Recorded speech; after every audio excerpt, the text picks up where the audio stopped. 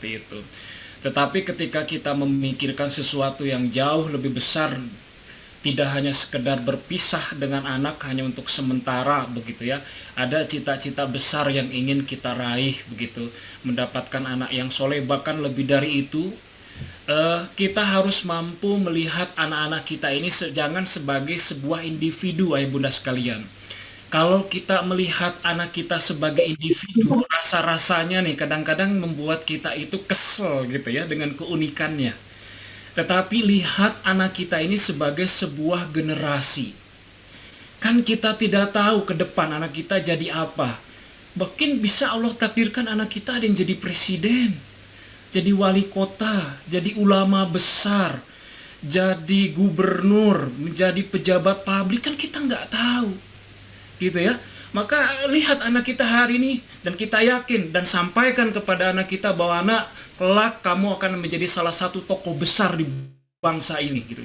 Itu harus disampaikan sejak awal ke anak kita sebelum masuk pondok pesantren itu ya. Lihatlah anak kita sebagai sebuah generasi, kan tidak nyangka begitu ya nanti.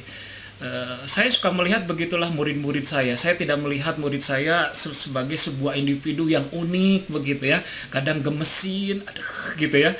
Tapi saya ngelihat dan saya percaya setiap anak punya potensi masing-masing dan kelak mereka akan mendapatkan takdirnya masing-masing yang terbaik begitu ya.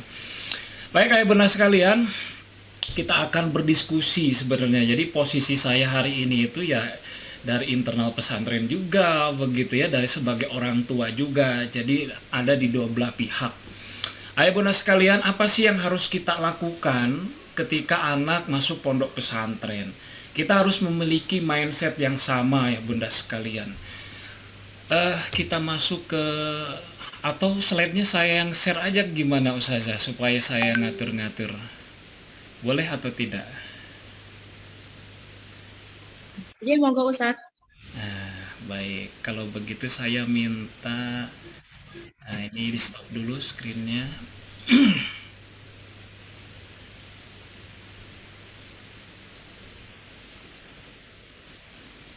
Yang dari operator baik, lebih supaya lebih mudah gitu ya.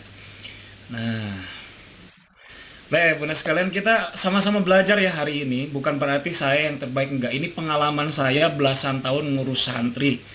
Saya bisa membandingkan mana santri yang berprestasi, mana santri yang mediocre, yang nggak runner gitu ya. Mediocre itu terseret-seret begitu ya, nggak berdaya selama di pondok pesantren. Nah kita akan sama-sama belajar. Ini tadi udah. Nah bunda sekalian, pertama kita belajar mindsetnya dulu nih. Ini penting karena seseorang biasanya salah bersikap karena salah memahami. Salah memahami konsep. Nah, supaya kita memiliki sikap yang sama, tujuan yang sama di dalam mendidik anak, maka kita harus memiliki mindset yang sama, baik dari pihak pesantren sebagai penyelenggara pendidikan ataupun kita yang menitipkan pendidikan anak kita kepada pesantren begitu. Yang pertama, ibu sekalian, mindset yang harus kita bangun. Tadi disampaikan oleh Ustadz siapa tadi, Ustadz Ruli begitu ya, bahwa tetap pendidikan yang utama, pendidikan anak ada di orang tua. Mindsetnya begitu. Artinya pesantren itu mitra didik anak gitu ya.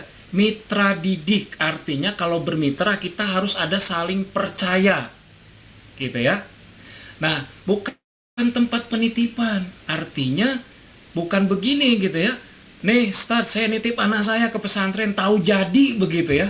Enggak begitu gitu ya pemahamannya. Nah, karena mitra artinya ada orang tua, peran orang tua yang harus dilakukan, yang tidak bisa diperankan oleh pihak pesantren.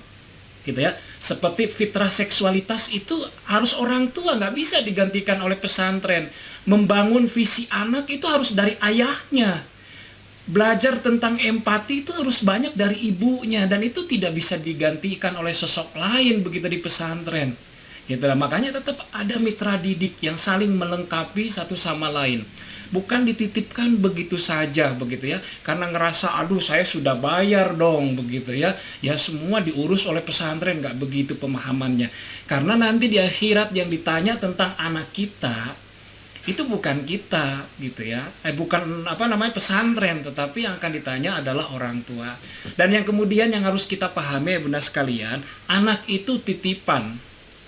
Titipan Allah ya. Sepakat ya, titipan Allah. Artinya Allah itu nggak salah nitipin anak ke kita gitu loh. Kita malah titipin lagi ke orang kan begitu ya. Nah harusnya ketika Allah menitipkan anak itu kepada kita, artinya kitalah yang harus bertanggung jawab terhadap pendidikan anak. Adapun karena anak sudah mulai balik, kita tidak bisa mendidik sepenuhnya, maka kita cari mitra, gitu ya, cari mitra untuk bisa mendidik anak kita dari sisi kognitif, pengetahuan dan yang lain-lainnya. Maka kita cari salah satunya pesantren, gitu ya, lembaga ahli yang dipercaya bisa membantu peran kita sebagai orang tua. Nah, itu harus ada mindset itu begitu ya.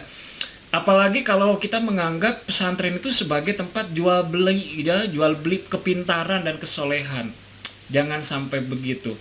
Tidak ada ikatan transaksional di dalam pendidikan. Karena kita merasa sudah bayar segala macam, maka kemudian kita bersikap seenaknya. Apalagi memiliki mindset pemahaman bahwa orang tua itu pelanggan, raja harus dilayani. Allah Akbar begitu ya. Kalau udah begitu ya bunda sekalian, maka ada pendidikan yang hilang. Ilmu bisa dapat tapi berkahnya hilang. Hari ini berapa banyak santri yang kehilangan keberkahan.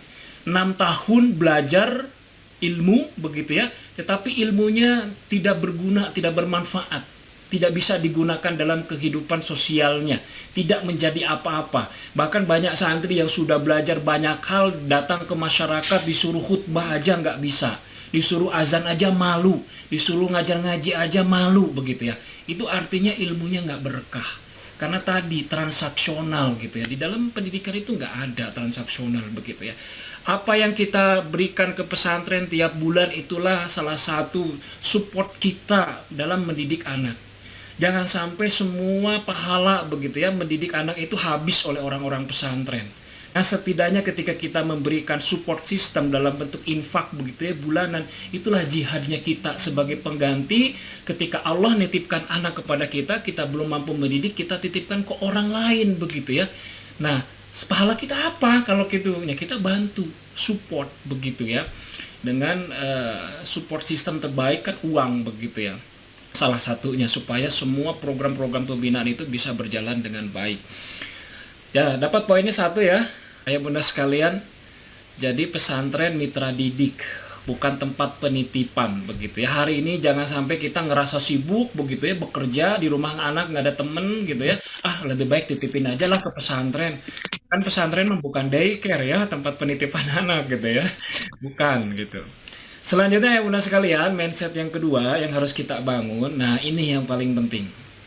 Karena kita bermitra, maka proses pendidikan harus dibangun di atas kesepahaman, kesepakatan, dan kesatuan sikap demi tercapainya tujuan bersama. Ini penting, karena ketika di pesantren banyak yang kemudian, mohon maaf sekali, ini pengalaman saya sebagai orang internal pesantren, itu banyak orang tua yang kemudian berbeda sikap dengan pesantren di dalam beberapa hal begitu ya.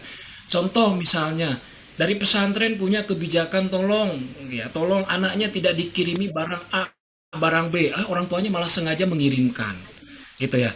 Orang tua nggak boleh dikunjungi di dalam waktu-waktu tertentu, orang tuanya datang berkunjung. Banyak hal yang begitu, akhirnya apa, kita sudah bermitra harusnya saling percaya gitu ya, saling mendukung, malah akhirnya tidak terjadi kerjasama begitu ya. Akhirnya ini membuat biasanya di proses pembinaan ini menjadi kacau balau.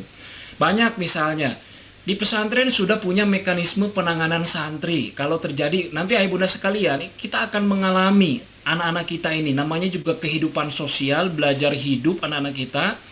Nanti di pesantren nanti santri akan kehilangan barang, namanya digosop sama temennya. Jangan aneh bunda sekalian. Kenapa? Karena di pondok santri itu selalu ngerasa punya kaidah kita kalau di pesantren. Ya semua barang milik bersama begitu ya. Ngerasanya itu begitu kalau di pesantren gitu ya.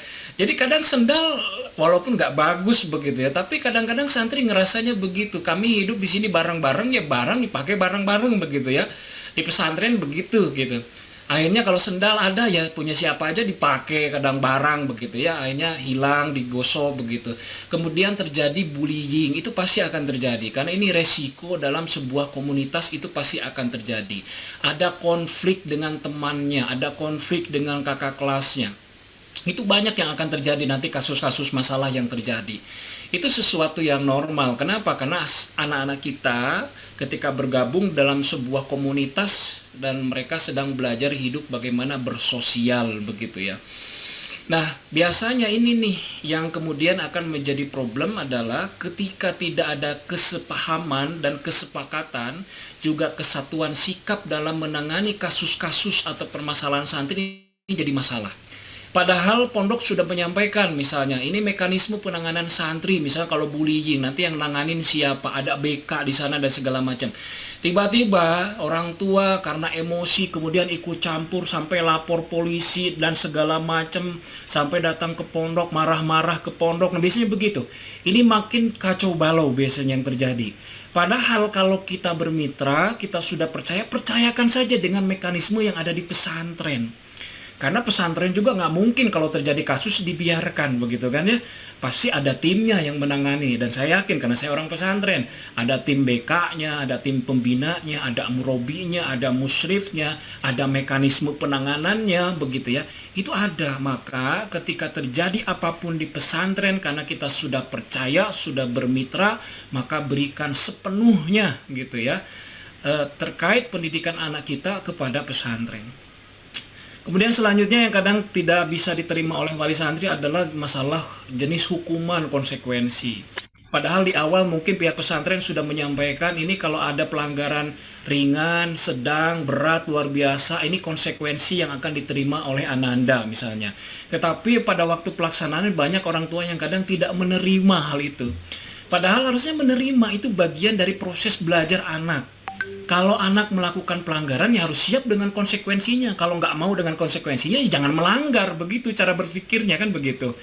Nah, biasanya ini kadang tidak diterima oleh orang tua. Harusnya diterima. Biarkan anak belajar dengan konsekuensi hidup begitu ya. Yang harus diterima oleh anak-anak kita. Ini harus dibangun kesepakatan. Kesepahaman ini, kesatuan sikap ini harus dibangun ayah bunda sekalian. Kalau enggak, kita enggak akan bisa kemudian mencapai tujuan bersama di dalam mendidik santri. Nah, kemudian selanjutnya ayah bunda sekalian, karena kita bermitra, maka kedua belah pihak harus bekerja sama, saling support, saling bantu. Artinya ya bunda sekalian, kalau ketika di pesantren santri dididik dengan polanya, kita harus memahami. Maka kita harus memberikan sepenuhnya ke pesantren, kepada guru-guru untuk mentakdib anak-anak kita. Kalau memang harus dihukum, biarkan dia dihukum mereka. Bahkan kalau orang tua dulu mah lebih bagus lagi ya bunda sekalian. Ketika ada anak dihukum, laporan itu malah ditambah lagi sama orang tuanya. Wah, mungkin kamu nih yang bikin ulah begitu ya. Begitu.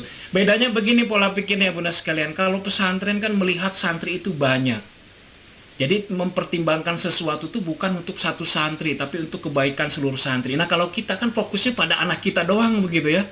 Nah, ini yang beda sudut pandangnya, maka kita harus mau menerima begitu ya. Mau menerima sepenuhnya. Kalau memang di awal sudah nggak sepakat, ya lebih baik cari tempat yang lain begitu ya. Memang sepakat dengan pendidikan yang sesuai dengan pendidikan yang ada di keluarga.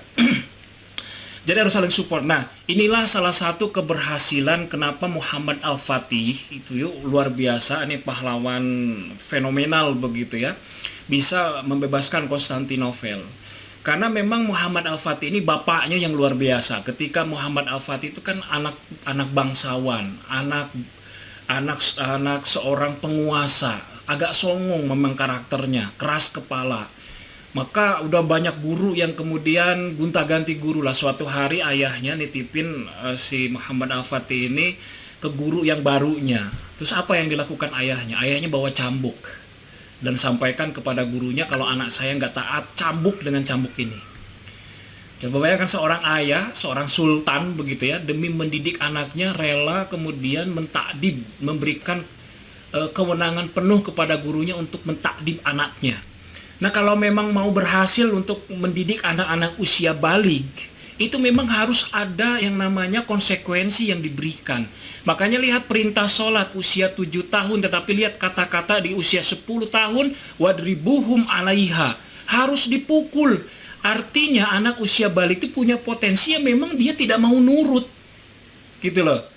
Makanya harus dipukul, kata Rasulullah, bukan kata saya ya, kata Rasulullah harus dipukul. Artinya ketika mendidik anak usia balik itu punya potensi anak tidak mau taat dengan aturan. Padahal salah satu karakteristik pendidikan anak usia balik, mereka harus sudah konsisten dengan yang namanya perintah dan larangan.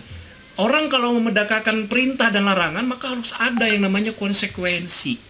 Karena tidak semua manusia ini, termasuk santri, yang mampu melakukan ketaatan karena kecintaan. Ada berapa banyak santri yang melakukan ketaatan karena ketakutan, takut dengan hukuman. Dan hari ini kita bisa lihat juga begitu ya, dalam kehidupan kita, berapa banyak manusia yang mau beribadah kepada Allah, menegakkan sholat karena takut dengan neraka, bukan karena cinta kepada Allah.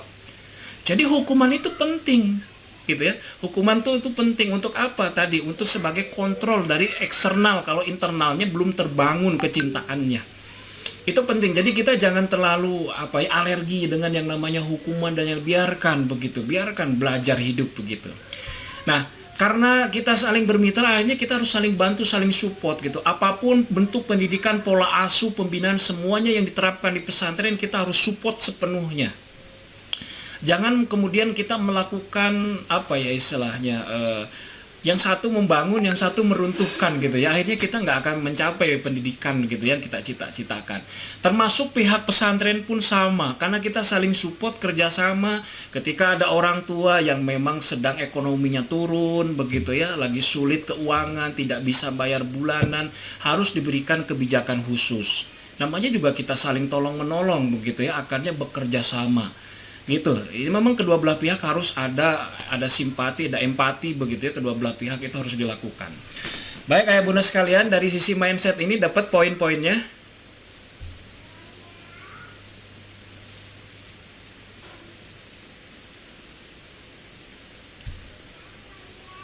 Insya Allah ya dapat ya poin-poinnya.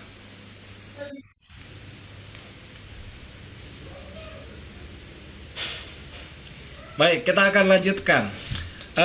Peran apa saja yang bisa dilakukan oleh orang tua ketika anak di pesantren? Pertama ya bunda sekalian, ketika kita mengantarkan anak ke pesantren nanti, masuk di tahun ajaran baru, maka tolong ini yang sering terlupa oleh orang tua. Jadi orang tua masukin anak pesantren itu masukin aja begitu ya, tanpa dibekali anak itu tentang pikiran besar, tentang mimpi besar, tentang cita-cita besar. Harusnya ketika anak masuk pondok pesantren, kita bekali bukan hanya bekal uang begitu ya, bekal nasihat begitu ya, tetapi bekali mereka dengan tentang pikiran-pikiran besar, tentang cita-cita yang besar, tentang mimpi yang besar. Berikan keyakinan mereka untuk mencapai itu. Sisanya mereka akan cari sendiri ayah bunda sekalian. Hari ini kalau anak-anak kita tidak diberikan pikiran besar ketika masuk pondok pesantren, maka mereka akan sibuk dengan hal-hal yang sifatnya receh. Pasti nanti yang diceritakan oleh ayah bunda, aduh barang saya hilang, saya dibully, aduh ada masalah ini, ada masalah itu. Kenapa? Ketika anak tidak memiliki pikiran besar datang ke pesantren, maka mereka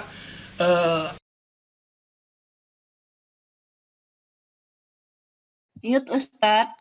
mereka akan memaknai setiap menemui kesulitan itu sebagai sebuah keluhan gitu ya. Sebagai keluhan, tapi beda dengan orang-orang yang sudah punya pikiran besar masuk pesantren. Setiap menghadapi tantangan, kesulitan, hafalan mungkin yang banyak, aktivitas yang padat, maka mereka akan memaknai itu semua sebagai sebuah resiko untuk mencapai cita-cita. Beda nanti pemaknaannya ya bunda sekalian, dan mentalnya akan beda yang terbangun di anak-anak kita. Nah hari ini kalau anak-anak kita masih banyak problem ketika masuk pesantren nanti, artinya mereka belum punya pikiran besar. Kalau belum punya pikiran besar, kenapa mereka harus masuk pondok pesantren? Biasanya ya mereka yang terjadi ya, pengalaman saya di pesantren ya, santrinya itu ya nggak punya gairah sama sekali, jiwanya nggak ada di situ. Saya ke pesantren ya karena keinginan orang tua. Saya ke pesantren ya yang penting orang tua bisa bahagia lah lihat saya di pesantren. Atau saya ke pesantren santri itu kadang saya juga ingin membuktikan loh ke orang tua kalau saya juga bisa di pesantren seperti anak-anak yang lain begitu. Jadi nggak ada pikiran besarnya, cuma hanya sekedar sampai di titik itu. Makanya ketika masuk pondok pesantren banyak tantangan yang harus dihadapi, mentalnya cepet down begitu. Ayo bereskan kalau sekarang mah mungkin disebut sebagai generasi strawberry begitu ya, eksotis tapi setiap punya masalah cepet hancur begitu. Strawberry kan begitu ya. Nah kita nggak boleh anak-anak kita seperti itu, maka karena pendidikan itu artinya perjalanan definisinya gitu kan. Tabligus syai' ila kamalihi syai'an fa syai'an begitu ya. Jadi mengantarkan sesuatu ke tahap sampai ke level yang tertinggi kesempurnaan. Artinya pendidikan itu proses perjalanan. Yang namanya perjalanan harus tahu tujuannya kemana. Nah orang tua dulu tuh ibunda sekalian bagus. Waktu saya dulu waktu mau nyantren, orang tua yang didoktrin oleh orang tua setiap hari apa? Nah kamu masuk pondok pesantren, mak kan maginya, mak bapak yakin kamu kelak akan jadi ulama besar. Jadi ketika saya masuk pondok pesantren, di pikiran saya, saya masuk pesantren kelak harus jadi ulama besar. Saya masuk pondok pesantren, saya harus jadi ulama besar. Itu yang ada di dalam pikiran saya. Sehingga belajar itu semangat. Kenapa saya harus jadi ulama besar? Jadi harus ada sesuatu yang dikejar, begitu ibunda sekalian. Coba kalau anak-anak kita sekarang masuk pondok pesantren nggak punya cita-cita, hanya sekedar masuk, udahlah kita anterin, yang penting anak-anak gimana bisa soleh begitu ya di sana. Inilah yang kemudian bisa jadi problem di tengah jalan ibunda sekalian. Pengalaman saya, dan saya bisa membandingkan anak yang sudah punya goals yang jelas, tujuan yang jelas masuk pondok pesantren dengan anak yang belum memiliki begitu ya konsep kenapa harus masuk pondok pesantren. Itu beda dalam dalam gairahnya belajar begitu ya, di dalam menjalani aktivitas di pesantren itu beda. Anak-anak yang sudah punya tujuan itu biasanya lebih dia running begitu ya, menjadi seorang runner.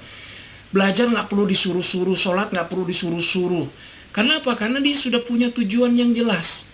Tapi bagi anak-anak yang belum jelas orientasinya masuk pondok pesantren, itu rata-rata jadi mediocre. Dalam artian ya belajar, kalau nggak disuruh ya nggak belajar, banyaknya diem, tiduran, ngobrol. Kenapa nggak punya gairah? Nggak ada sesuatu yang bisa dituju. Samalah dengan kita dalam kehidupan sehari-hari, ibunda sekalian ya, sama begitu ya. Ketika kita punya tujuan besar, misalnya bekerja, saya pengen punya rumah. Dengan ketika kita bekerja nggak punya tujuan, yang penting dapat uang saja gitu. Rasanya beda atau enggak? Beda ya. Ketika punya tujuan ingin punya rumah tuh, semua kesulitan cari uang itu juga nggak kerasa. Kenapa? Saya pengen punya rumah begitu ya. Tetapi kalau kita bekerja nggak punya tujuan, yang penting dapat gaji dinikmatin, nggak ada tujuan mau bikin rumah, mau bikin bangun aset dan segala macam. Yang ngalir begitu aja, nggak ada gairah begitu ya. Hidup itu jadi hampa. Sama dengan anak-anak di pondok pesantren, kalau kita tidak berikan pikiran besar tentang cita-cita yang besar, maka mereka akan lebih sibuk dengan urusan-urusan yang sifatnya receh. Begitu yang tadi hanya ya masalahnya itu lagi, hanya barang hilang, gosip dan segala macam. Hai benar sekalian, ada seorang sahabat kecil yang luar biasa saya ketika baca biografinya itu tentang Muawiyah bin Abu Sufyan. Itu masih muda sekali. Ketika suatu hari gitu ya, teman-teman sebayanya main begitu ya, ya layaknya anak-anak begitu ya, tapi Abu Sufyan malah belajar, tidak main. Kemudian ketika ditanya, Muawiyah bin Abu Sufyan itu yang kecil, masih kecil, ditanya, kenapa kamu nggak main dengan teman-teman sebaya kamu? Kemudian jawabannya yang luar biasa, saya dilahirkan bukan untuk itu. Itu keren banget itu. Jadi dia merasa dilahirkan bukan untuk itu. Ada sesuatu yang besar yang harus saya kerjakan di dalam kehidupan ini. Makanya Muawiyah bin Abu Sufyan menjadi seorang khalifah besar begitu ya. Nah anak-anak kita pun demikian. Makanya saya tadi lihat anak-anak kita itu jangan sebagai seorang individu anak, tapi lihat anak kita ini sebagai sebuah generasi. Karena kita tidak tahu anak kita ada yang jadi presiden, jadi wali kota, jadi gubernur, jadi pengusaha besar begitu dan yang lain-lainnya. Maka mulai hari ini tugas ayah ya, ini bukan tugas ibu, karena yang membuat visi pendidikan keluarga itu ayah. Yang ngajak ngobrol itu harus ayah dengan anaknya. Nah, kelak kamu harus menjadi ini, menjadi itu. Jadi ayahnya yang ngobrol nih dengan anaknya. supaya masuk pondok pesantren itu jelas tujuannya mau jadi apa. Dapat poinnya di sini ya, bunda sekalian ya. Insya Allah Ustadz. Apa ya? Berikan pikiran besar pokoknya anak kita di pertama supaya nggak banyak drama nanti di pesantren. Kemudian yang kedua, ini kekuatan mental lah ibunda sekalian. Anak usia balik, usia SMP, menjelang SMP, harus banyak diajak dialog iman oleh ayahnya. Sekali lagi, anak usia menjelang balik, SMP, apalagi SMA, harusnya sudah tuntas. Harus sering diajak dialog iman oleh ayahnya. Tanamkan ke dalam jiwa anak, Allah satu-satunya tempat bergantung segala sesuatu. Apalagi sekarang di pesantren. Salah satu pendidikan pesantren itu adalah bagaimana anak bisa hidup berdiri di kakinya sendiri tanpa minta bantuan dari orang lain. Hanya berharap kepada Allah Subhanahu wa Ta'ala. Itu harus ditanamkan ya bunda sekalian. Kita lihat ketika Ibnu Umar usia 12 tahun, apa yang diajak dialog oleh Rasulullah kepada Ibnu Umar? Ya gulam, kun fid dunya ka'annaka gharib au abirun sabil. Wahai anak muda, hiduplah di dunia ini seperti kalian menjadi orang asing, seorang musafir begitu ya, musafir. Karena memang dunia ini hanya tempat persinggahan. Nah, lihat ayah bunda sekalian, anak usia SMP, ya mungkin pikirannya itu sudah pikiran dunia ya. Oh saya pengen punya kekayaan seperti orang lain di media sosial, yang flexing itu begitu ya. Saya pengen punya barang-barang branded. Saya harus punya supercar. Oh pokoknya pikiran anak manusia balik kan seperti itu ya. Supaya bisa terlihat oleh banyak orang begitu. Ini diajak ngobrol oleh Rasulullah, dunia yang diingin-inginkan oleh semua anak muda dianggap sesuatu yang kerdil, yang sesuatu dianggap nggak penting gitu loh. Nah ini cara Rasulullah men-scale up pemikiran anak-anak muda begitu ya. Anak-anak muda obsesinya bukan lagi tentang dunia. Anak muda yang harus ditanamkan kepada anak-anak usia balik, obsesinya itu tentang akhirat. Kenapa? Karena kalau anak-anak muda sudah terobsesi, terinstal obsesinya itu tentang akhirat, maka mereka akan mencintai dunianya dengan secinta-cintanya, tetapi bukan untuk dunianya. Karena dunia satu-satunya modal untuk bisa mendapatkan kehidupan akhirat. Karena anak-anak muda yang sudah cinta dengan akhiratnya, maka dia akan bekerja semaksimal mungkin.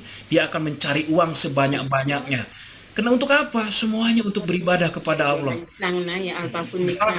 Kan harus berpakai uang, haji harus pakai uang, begitu ya. Nafkah harus pakai uang. Semuanya harus pakai uang. Makanya orang yang obsesinya tentang akhirat, maka dia akan mencintai dunianya itu secinta-cintanya, tetapi bukan untuk dunianya, untuk bekal akhiratnya. Makanya keren Rasulullah men-scale up pemikiran anak-anak usia balik. Lihat ayah bunda sekalian, ada hadis di hadis Arba'in yang menurut saya ini luar biasa, karena ini juga sama ceritanya, ini disampaikan ke anak-anak usia balik. Ini sampaikanlah oleh para ayah kepada anak-anak kita sebelum masuk pondok pesantren. Ini lihat ayah bunda sekalian, ini keren. Ihfazilah yahfazka. Disampaikan ke anak kita. Jagalah Allah maka Allah akan menjagamu. Nanti sampaikan ke anak anda, nah ayah kan bunda nggak ada di samping kamu, nggak bisa lagi 24 jam mendampingi kamu. Dan tidak ada yang bisa kamu mintai tolong kecuali Allah Subhanahu wa Ta'ala. Oleh karena itu jagalah Allah. Maka Allah akan menjagamu. Itu disampaikan oleh ayahnya itu kepada Ananda nanti. Kemudian yang luar biasa ini, idza sa'alta fas'alillah. Kalau kamu punya keinginan, minta sama Allah. Cobalah kata-katanya udah Allah terus. Jadi ini dialog iman. Gimana anak-anak usia balik ini sudah terinstal Allah itu, keimanan itu betul-betul kuat. Bahwa seluruh kehidupan ini milik Allah. Kalau kamu punya keinginan, minta sama Allah. Jangan langsunglah minta sama ayah, sama abi, sama umi. Mintanya dulu sama Allah. Setelah itu baru minta sama umi, sama abi. Itu harus ditanamkan ibunda sekalian, minta sama Allah. Sehingga suatu hari anak itu kalau punya kebutuhan, dia tidak berharap kepada siapapun kecuali kepada Allah. Maka dia tidak akan pernah mendapatkan kekecewaan di dalam kehidupannya. Itu penting. Karena di dalam kehidupan ini banyak hal yang tidak bisa diselesaikan dengan kecerdasan. Hanya bisa diselesaikan dengan spiritual, dengan keyakinan, dengan keimanan kepada Allah. Makanya ini mulai ditanamkan oleh ayah kepada anaknya. Lihat, bagus, ini keren. Wa idza ista'anta fasta'in billah. Kalau kamu butuh pertolongan, itu minta tolongnya sama Allah. Misalnya nanti punya problem misalnya dengan hafalan, minta tolongnya sama Allah. Kemudian misalnya Allah takdirkan dibully sama temen, minta tolongnya sama Allah sebelum minta tolong sama ustadz. Karena yang menggerakkan hati teman kamu itu Allah, yang menundukkan jiwa teman kamu itu Allah. Jadi selalu yang kemudian kita tanamkan kepada anak kita itu Allah. Ketika Allahnya sudah kuat di dalam jiwa anak kita, ayah bunda sekalian, maka mentalnya akan kuat. Nah, hari ini kan kita lepas nih anak-anak kita di pesantren. Suatu hari kita dorong dia harus punya perjalanan ke luar negeri.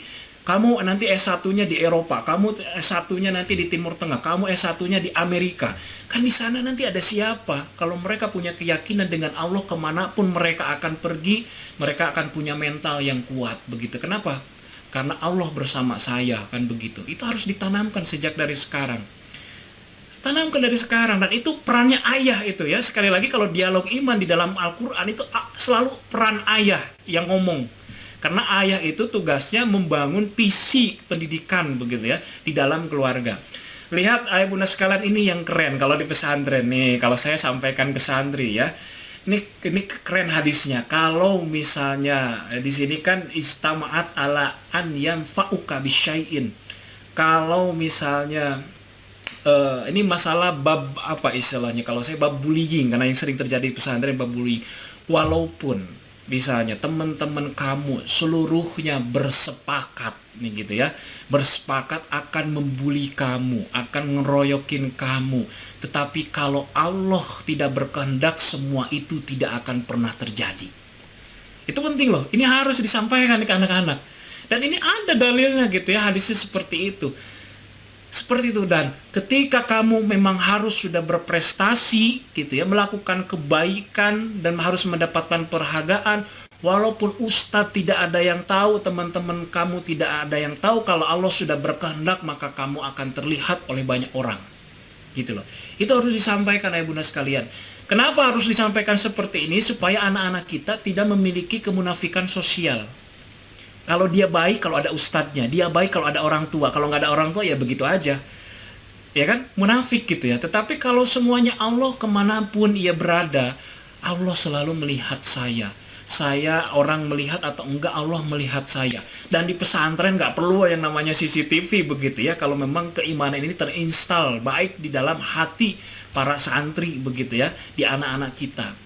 Dia mau megang gadget, dia takut dengan Allah kalau mengakses sesuatu yang dilarang oleh Allah. Jadi kalau Allahnya sudah kuat ayah bunda sekalian, ayah bunda akan tenang. Anaknya itu nggak perlu kita khawatirkan. Dia akan bisa menjaga dirinya dari hal-hal maksiat. Dia akan bisa menjaga dirinya dari hal-hal yang dilarang oleh agama. Allah di sini. Tetapi sekali lagi, kesuksesan pendidikan anak usia balik ketika kita ingin mengajak dialog iman kepada anak-anak kita, kesuksesannya itu adalah orang tua harus menjadi contoh konkret dari konsep yang diajarkan kepada anak. Itu loh syarat keberhasilannya. Sekali lagi, syarat keberhasilan mendidik anak usia balik adalah orang tua harus menjadi contoh konkret dari konsep yang diajarkan kepada anak. Misal contoh, anak disuruh sholat oleh kita nih, gitu ya. Tapi kitanya jarang sholat. Nah, kira-kira bakal diterima nggak nasihat itu oleh anak? Sulit diterima ya bunda sekalian, karena ada ruang ketidakpercayaan, antras dari anak. Kenapa anak tidak percaya? Karena tadi integritasnya yang dipertanyakan. Setiap konsep yang diajarkan ke anak kok orang tua juga tidak melakukan, maka anak tidak percaya bukan dengan nasihatnya, tapi yang tidak percaya adalah tadi orang tua tidak melakukan itu gitu ya. Kenapa saya harus melakukan itu? Nah, ini yang kemudian menjadi problem. Makanya syarat untuk bisa menginstal apapun ke anak usia balik adalah harus mulai dari kita, orang dewasa. Jadi contoh konkret dari konsep yang diajarkan ke mereka. Contoh, saya pengen anak saya hafal Quran. Maka mulai dari orang tua, cara menghafal Qurannya. Walaupun orang tua nggak sampai hafal Quran, nggak masalah. Tetapi anak melihat orang tua selalu interaksi dengan Al-Quran. Saya pengen anak-anak saya misalnya seperti apa, maka mulai lakukan dari orang tua. Artinya mendidik anak yaitu mendidik diri sendiri begitu. Jadi konsep di dalam mendidik itu begitu. Sama di pesantren pun demikian. Ustadz-ustadz, ustazah semuanya itu harus menjadi contoh konkret dari konsep yang diajarkan kepada para santri. Sama, kalau orang-orang dewasa, para gurunya tidak menjadi contoh konkret dari konsep yang diajarkan kepada santri, kita sulit berhasilnya mendidik para santri. Sama konsepnya di pesantren pun demikian, ibunda sekalian. Nah, jadi sekali lagi ini kekuatan mental penting diinstal kepada anak-anak kita bahwa hidup ini diatur oleh Allah Subhanahu wa taala. Jagalah Allah, maka Allah akan menjagamu. Kalau kamu punya keinginan, minta sama Allah. Kalau kamu punya butuh bantuan, minta bantuan itu sama Allah. Ini harus selalu diinstal ibunda sekalian ya. Setiap ketemu dengan ananda harus seperti itu. Nah, di yang bagian kedua dapat poinnya ya, ibunda sekalian. Insyaallah ya dapat poinnya. Insya Allah. Allah Ustaz. Nah, baik, kita akan lanjutkan. Selanjutnya, pola asuh anak usia SMP dan SMA itu harus raja tega. Untuk raja tega itu harus tegas kita itu. Ayah bunda sekalian, kan anak beberapa kali disapi oleh kita ya. Usia 2 tahun, misalnya dari sejak hamil. Hamil itu anak makan itu langsung dari ibunya, tanpa harus disuapin. Kemudian ketika lahir, anak mulai harus mencari makannya sendiri, dibantu melalui ASI. Dia harus sudah mulai mandiri. Usia 2 tahun, syahwatnya mulai dikurangi.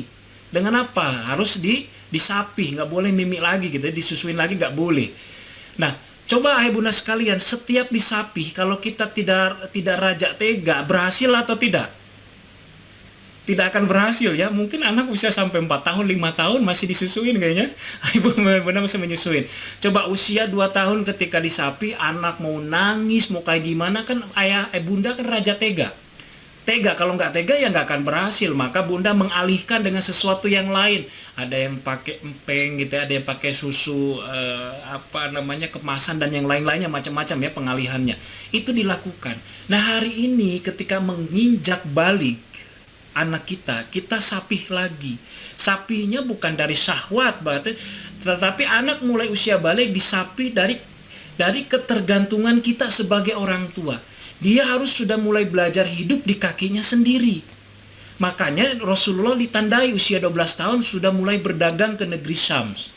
Harus sudah bisa cerdas finansial di usia balik. Dia tidak boleh lagi terus-terusan merengek berharap bantuan dari orang tua. Dikasih waktu loh di dalam kaidah fikih itu, dikasih waktu sampai 15 tahun itu harus sudah mukallaf. Jadi kalau anak sudah 15 tahun tidak wajib lagi dinafkahi oleh kita. Kalau dia tidak sanggup mencari nafkah sendiri, artinya kalau masih dikasih oleh kita, kita masih sedekah ke anak kita. Seharusnya secara kaidah gitu di dalam keilmuan, kita diberikan waktu untuk bisa memukalafkan anak sampai usia 15 tahun. Harusnya 15 tahun itu mereka harusnya sudah mandiri secara finansial, mandiri secara kehidupan, tidak dibantu-bantu oleh kita lagi.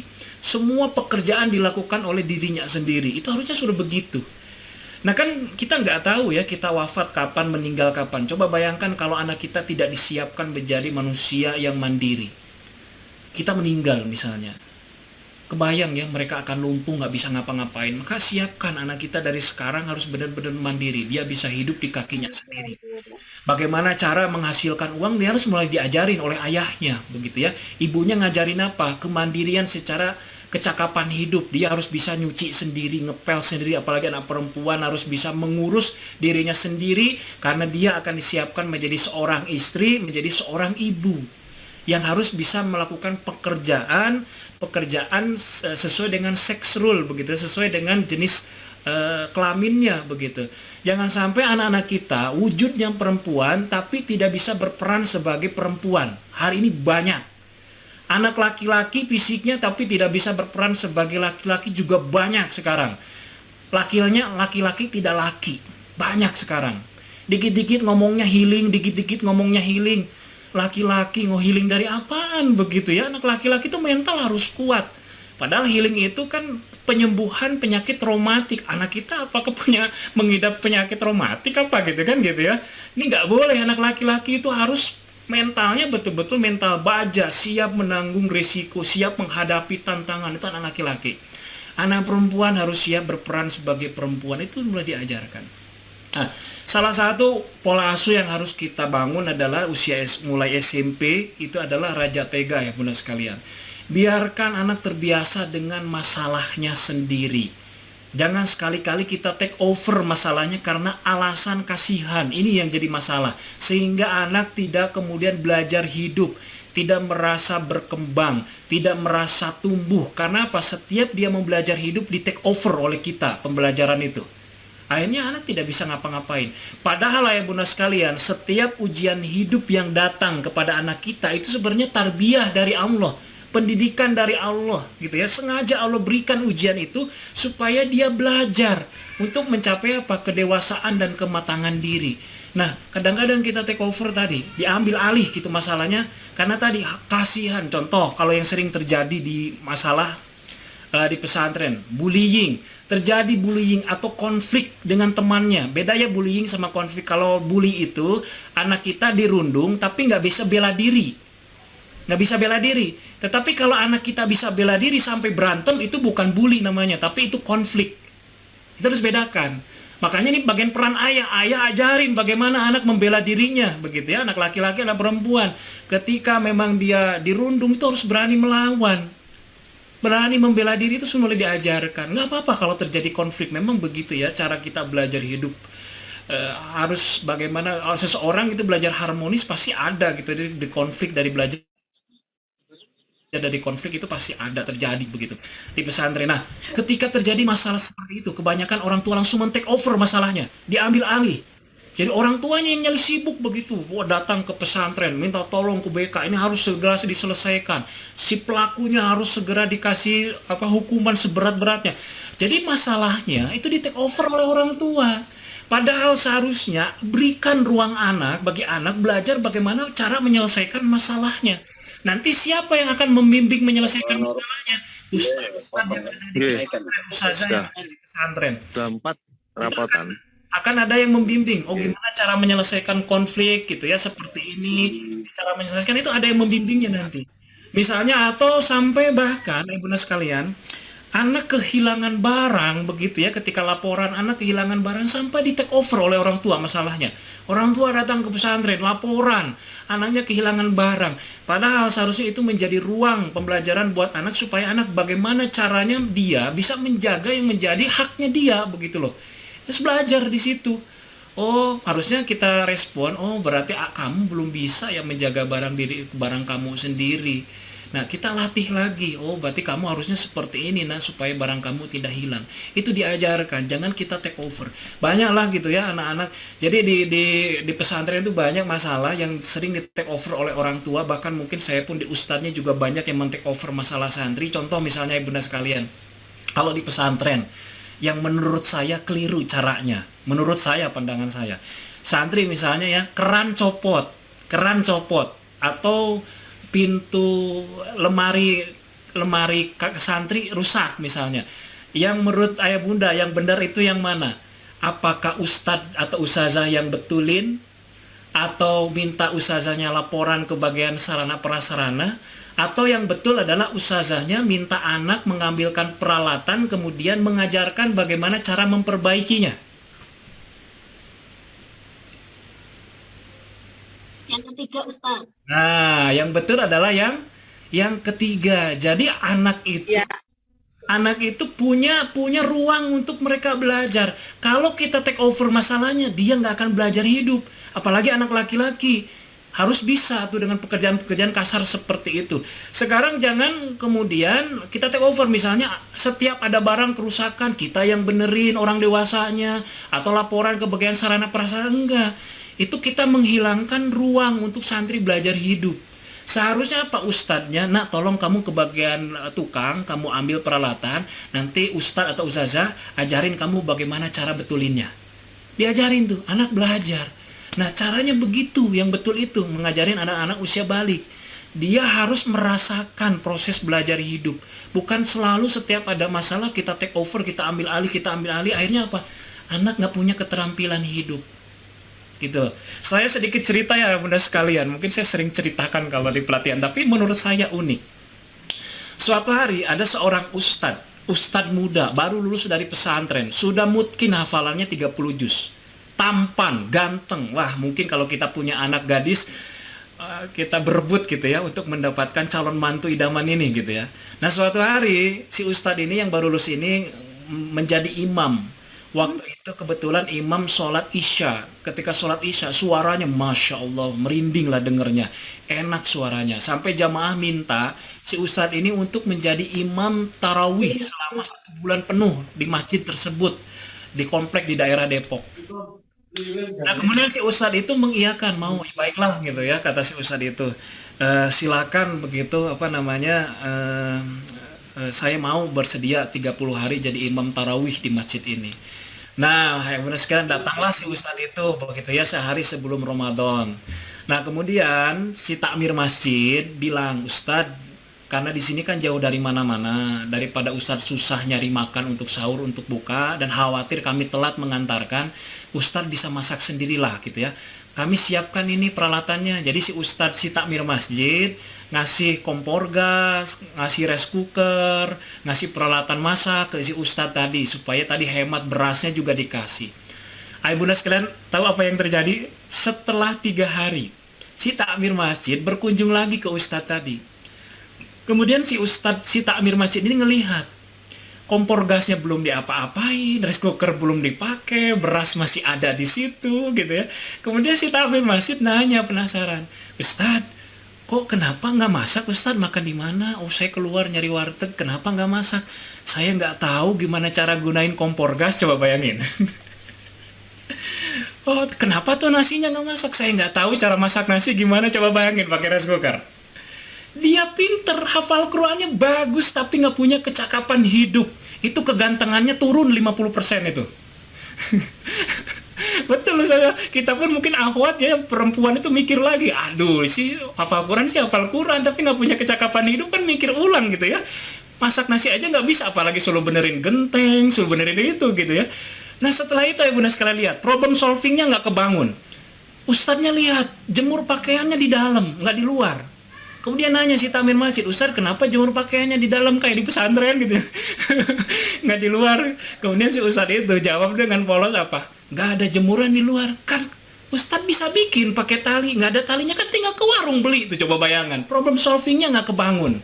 Ada masalah nggak tahu apa yang harus dilakukan. Kan kita nggak mau ya anak kita seperti itu. Cerdas, pinter, tapi nggak punya kecakapan hidup. Tidak, seolah fisiknya laki-laki tapi nggak bisa mengerjakan pekerjaan laki-laki. Fisiknya perempuan tapi tidak bisa mengerjakan pekerjaan perempuan. Kan kita nggak mau. Karena tadi, setiap ruang pembelajaran hidupnya selalu di take over oleh orang dewasa. Janganlah ibunda sekalian, biarkanlah belajar hidup. Kok anak kita nggak akan sampai mati kok di pesantren? Nggak akan sampai mati, biarkan aja mereka belajar hidup. Belajar berkonflik, biarkan mereka belajar konflik, menyelesaikan masalahnya sendiri. Karena nanti mereka kemanapun hidup, konflik itu pasti ada. Tetapi kalau di pesantren sudah diajarkan, oh berkonflik, nanti ketika mereka bermasyarakat, ada konflik di masyarakat, mereka sudah tahu bagaimana cara menyelesaikan konflik itu. Karena dulu pernah terjadi di pesantren. Banyak hal lah gitu ya yang bisa dipelajari oleh anak-anak di pesantren begitu ibunda sekalian. Di sini dapat poinnya ibunda sekalian ya? Dapat ya? Insyaallah. Dapat. Dapat Ustadz. Iya. Insyaallah Ustaz. Dapat. Jadi kalau anak kita pengen cepat dewasa, biarkan mereka hidup dengan masalahnya sendiri. Itu kata kuncinya ya. Nah, makanya orang-orang tua dulu, kenapa anak-anak dulu nggak sekolah tapi dewasa-dewasa? Karena dulu kita ditekan dengan keadaan. Anak harus sambil ngurus kambing, ngurus domba gitu ya. Ya, betul. Dan segala macam itulah yang membuat kita itu dewasa. Makanya dulu orang tua saya aja nikah usia 11 tahun gitu ya. Bapak saya 12 tahun gitu ya. Muda-muda tapi awet keluarganya. Dan kemudian nggak sekolah, ekonominya hidup tuh begitu ya. Karena tadi mereka belajar hidup langsung begitu ya. Anak kita harus dilatih begitu supaya mentalnya terbangun ibunda sekalian. Saya kasih tahu ibunda sekalian, tidak ada di dalam sejarah pahlawan dilahirkan dari pemanjaan, itu nggak ada. Semua dilahirkan dari rahim penderitaan gitu ya. Semua itu dari ya hidup sederhana dan segala macamnya. Dan kemudian ayah bunda sekalian, orang-orang besar itu harus memiliki mental yang kuat. Nah hari ini kalau kita ingin anak kita menjadi orang besar yang siap menghadapi persoalan atau menyelesaikan persoalan orang banyak, maka mentalnya harus terlatih dari sekarang. Biarkan begitu ya, biarkan di pesantren mereka terlatih hidupnya itu. Jangan dikit-dikit kita manjakan, jangan begitu ya, karena pola asuhnya sudah beda, harus raja tega, kita tegas. Bahkan tidak semua keinginannya harus kita penuhin, tidak. Misalnya anak pengen ini, kali-kali diajak anak untuk bisa menghasilkan uangnya. Kalau saya nih sebagai orang tua ke anak saya, kamu mau apa? Baik, ayah hanya kasih 50%, sisanya kamu nyari 50%. Gimana caranya? Tuh mobil, daripada dicuci sama orang bayar 25.000, 35.000, mendingan kamu cuciin, nanti uangnya buat kamu. Gitu loh. Tuh daripada kata ke anak perempuan, daripada harus bayar asisten rumah tangga, cuci baju, setrika, nyuci piring, mendingan kamu kerjain, nanti uangnya buat kamu. Jadi anak mulai diajarkan bagaimana cara menghasilkan uang walaupun dari keluarga mulainya. Jadi nggak semua keinginannya itu dipenuhi 100%, enggak. Ada ruang untuk dia belajar menghasilkan uang secara finansial. Begitu, di pesantren saya begitu dulu. Untuk nyari uang sama orang tua kan dibatasi ya uang itu. Maka untuk menghasilkan uang ya jualan di pesantren itu. Jadi ketika jam-jam kosong saya jualan ya, yang punya ibu kantin keliling ke asrama-asrama begitu ya. Nanti bagi hasil dengan ibu kantin saya dapat uang begitu. Ada yang banyak hal yang bisa dilakukan oleh orang tua ya. Pada intinya mah jangan dikit-dikit semua keinginannya dipenuhi langsung. Berikan ruang pembelajaran untuk dia juga menghasilkan uang begitu ya. Itu mulai dialati dari sejak SMP, baik yang anak perempuan ataupun yang anak laki-laki, sama begitu. Baik, selanjutnya bunda sekalian, peran apa yang harus kita lakukan selanjutnya adalah kekuatan cinta itu penting. Ayah bunda sekalian, tolong nih saya mohon sekali gitu ya kepada ayah bunda sekalian, jangan sekali-kali membicarakan kekurangan, keburukan, aib para guru di depan anak. Jangan sekali-kali membicarakan kekurangan, aib pesantren di depan anak. Sekesal apapun kita, sekecewa apapun kita, tidak boleh disampaikan ke anak atau di depan anak. Kenapa? Kalau kita menyampaikan kekurangan guru, menyampaikan kekurangan pondok di depan anak, maka anak tidak punya lagi modal pertahanan. Apa yang membuat dia harus bertahan di pesantren? Sudah tidak ada kebanggaan lagi. Dia ketika tidak lagi cinta dengan gurunya, tidak hormat lagi dengan gurunya karena tadi sama orang tua dibicarakan kekurangannya, maka sulit anak untuk mendapatkan ilmu dari gurunya. Kenapa? Karena sudah punya mental block. Ustadznya cuma ngomong doang, buktinya begitu tuh, kelakuannya begitu, karena sampai informasi dari orang tuanya. Jadi cara terbaik supaya anak mendapatkan ilmu sebanyak-banyaknya, bukan hanya ilmu tapi keberkahan dari gurunya adalah tumbuhkan rasa hormat, tumbuhkan rasa takzim mereka kepada guru-gurunya. Itu caranya ibu bunda sekalian. Karena hari ini Islam dirusak gampang. Jangan rusak Islamnya. Rusak aja umatnya supaya apa? Benci dengan ulamanya. Makanya para buzzer sekarang gimana caranya ulamanya dirusak nama baiknya. Supaya umatnya tidak lagi bangga dengan ulamanya. Kalau sudah tidak bangga dengan ulamanya, maka tidak bangga lagi dengan Islamnya. Lama-kelamaan Islam akan ditanggalkan dengan sendirinya. Sama dengan di pesantren. Kalau kita salah merespon begitu ya terhadap pesantren di depan anak, kekurangan-kekurangan, maka jangan harap lagi anak bisa bangga mau betah di pesantren. Karena apa? Karena nggak ada kebanggaan lagi. Seperti halnya sama di keluarga, ketika ayah jarang pulang, jarang di rumah begitu ya, hanya ada ibu di rumah, maka jangan cara terbaik di dalam mendidik anak untuk supaya kuat ikatan dengan ayahnya adalah ibu selalu menceritakan kebaikan-kebaikan ayahnya kepada anaknya. Tidak boleh sekali-kali ibu menjelekan anaknya, ayahnya di depan anaknya. Karena kalau udah jarang ketemu, bapaknya dijelek-jelekin terus di anaknya, maka anaknya tidak ada kerinduan kepada ayahnya. Nggak usah pulang lah gitu ya bapaknya kalau begitu, kan begitu. Tetapi ketika anak selalu diceritakan kebaikan tentang ayahnya, maka anak-anak itu akan merasa rindu dengan ayahnya.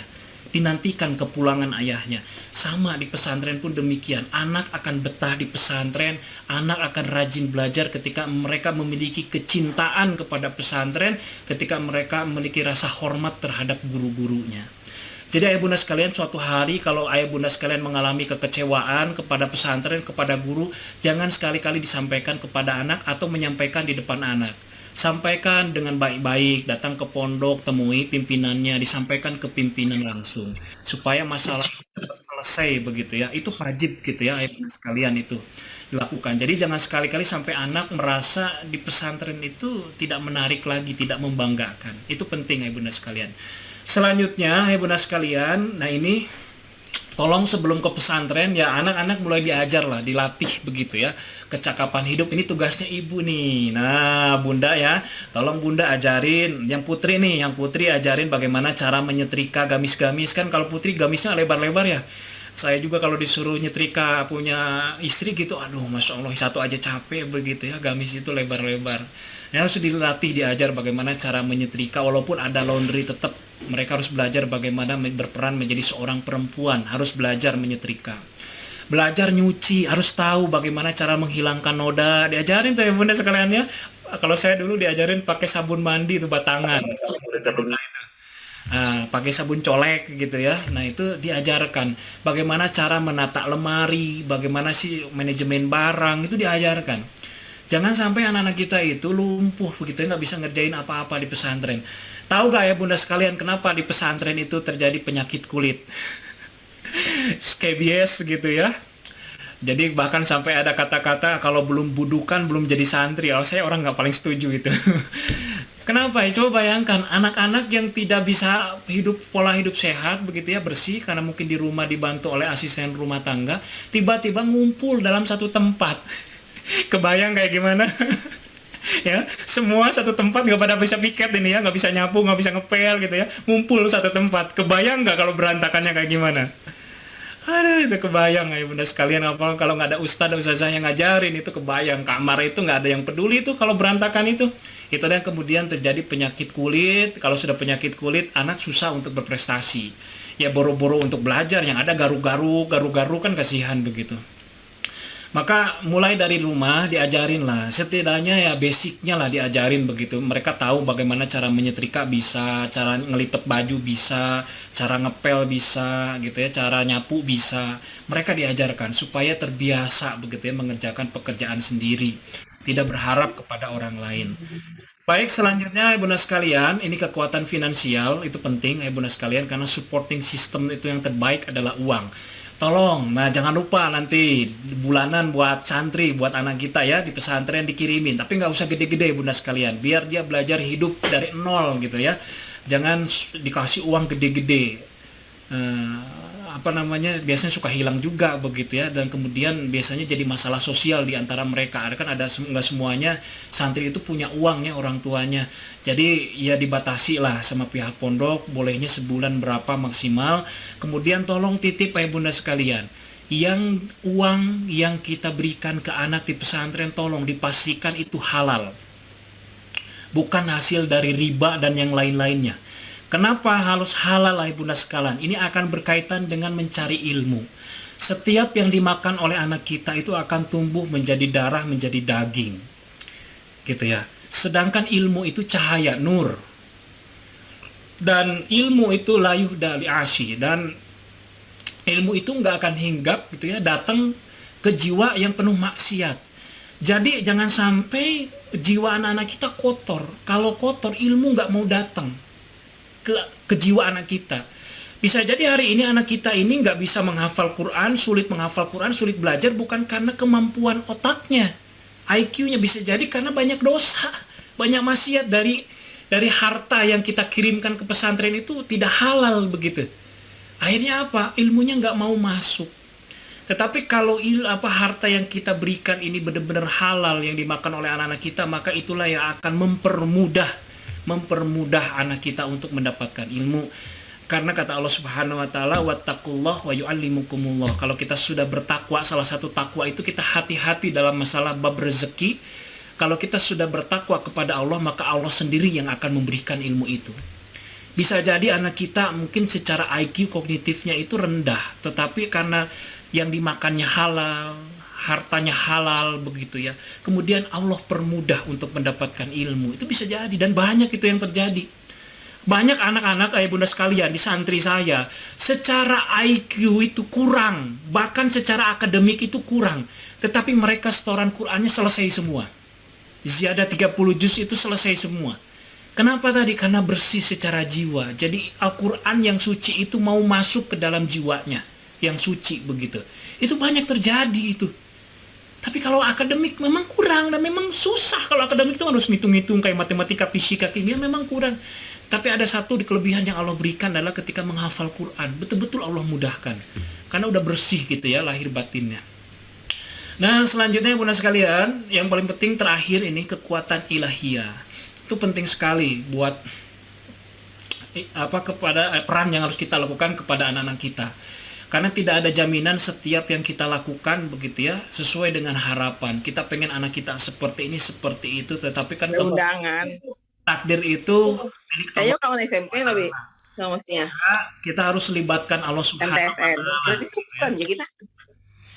di dalam prosesnya supaya apa? Supaya Allah membimbing kita. Bunda sekalian, yang pertama yang harus kita lakukan adalah ketika anak di pesantren supaya dia menjadi seseorang yang runner begitu ya, maka salah satu modalnya adalah orang tua harus harmonis antara ayah, antara ibu harus harmonis, abi umi harus harmonis, maka anak akan memiliki kekuatan kepercayaan diri yang tinggi. Bagaimana cara mengharmoniskan keluarga? Maka yang harus dilakukan kata para ulama, kita harus memperbaiki kehubungan kita dengan Allah. Ayah memperbaiki ibadahnya, bunda memperbaiki ibadahnya. Kemudian doakan anak. Kenapa? Karena doa yang tidak ditolak kata Rasulullah salah satunya adalah doa orang tua kepada anaknya itu tidak tertolak. Bisa jadi ayah bunda sekalian, kita sudah melakukan banyak hal untuk anak kita. Tetapi ternyata yang bisa menyelamatkan anak kita adalah dengan doa. Doa anak kita sehat itu karena mungkin ada doa. Anak kita pintar karena doa. Bisa jadi kekuatan itulah yang kemudian satu-satunya anak kita bisa berhasil itu karena doa orang tua. Jadi jangan lupa doakan gitu ya anak-anak kita ketika di pesantren. Libatkan Allah Subhanahu wa Ta'ala. Karena ada dua realita ya bunda sekalian yang dihadapkan oleh Allah Subhanahu wa Ta'ala kepada kita. Yang pertama, sehebat apapun pola asuh yang kita lakukan kepada anak nih, pendidikan gitu ya, kita jago komunikasi dengan anaknya, kita jago membangun bonding dengan anak, kita jago membangun raport, membangun secure attachment dengan anak, pokoknya mah jago banget begitu ya, mendidik anak. Tapi tetap hidayah itu milik siapa? Milik Allah ya. Innaka la tahdi man ahbabka walakinnallaha yahdi may yasha. Hidayah milik Allah. Kalau kita tidak melibatkan Allah begitu ya, anak kita tidak diberikan hidayah, susah juga anak kita bisa solehnya begitu ya. Kemudian realita yang kedua, kenapa kita harus memperbaiki hubungan kita dengan Allah?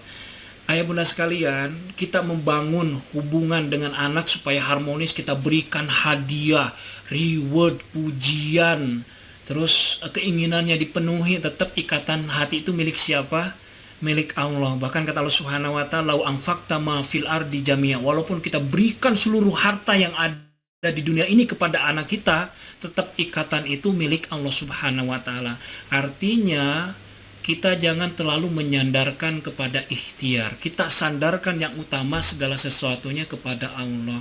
Karena kalau Allah sudah ridho, semua yang menjadi keinginan kita ini akan terlaksana dengan mudah begitu ya. Jadi tolong ibu bunda sekalian, salah satu peran orang tua yang harus dilakukan di rumah ketika anak di pondok pesantren, maka perbaiki hubungan kita dengan Allah. Jadi di dalam mendidik itu segitiga ya bunda sekalian. Sebenarnya bukan kita ke anak begitu ya, tetapi kita kepada Allah, Allah kepada anak kita. Itu proses pendidikan di dalam pendidikan itu. Jadi ketika kita memperbaiki hubungan dengan Allah, maka Allah yang akan kemudian memperbaiki kondisi dari anak-anak kita. Gitu ya bunda sekalian. Coba kebayanglah kalau bukan karena hidayah dari Allah seperti Nabi Nuh. Nabi Nuh itu kurang apa? Nabi, ngajak tiap hari kebaikan, tapi anaknya juga tidak beriman. Gitu ya, kepada Allah. Kenapa? Masalah bab hidayah begitu. Maka ini sesuatu yang luar biasa begitu bunda sekalian, membuat kita ini ada sedikit kekhawatiran lah begitu ya tentang kondisi anak-anak kita, maka supaya kekhawatiran itu hilang maka kita sandarkan semuanya kepada Allah Subhanahu wa taala.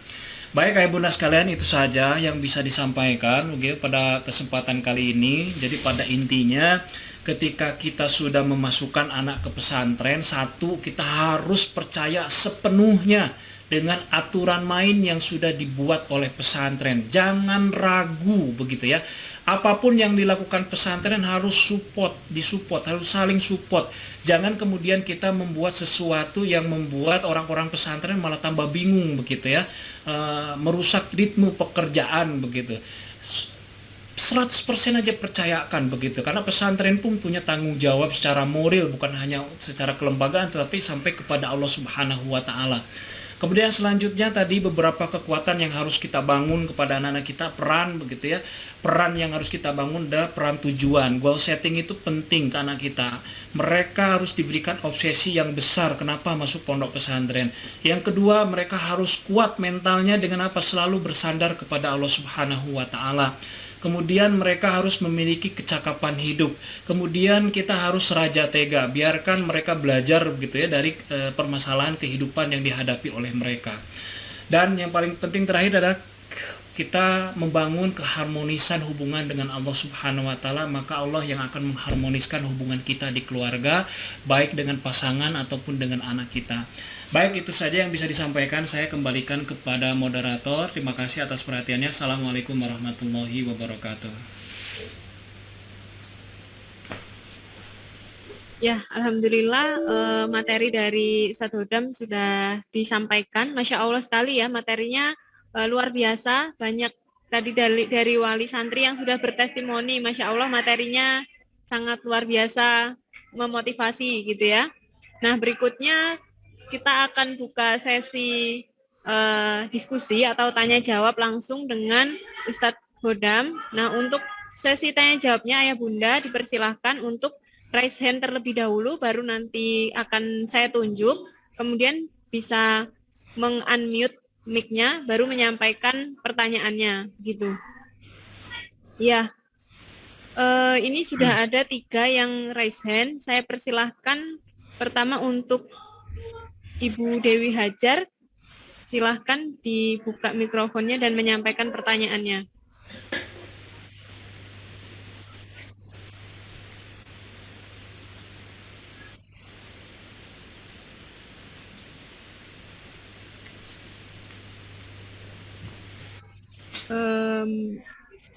Oke, kita mungkin beralih ke penanya berikutnya ya, mungkin sedang tidak ada di tempat orangnya.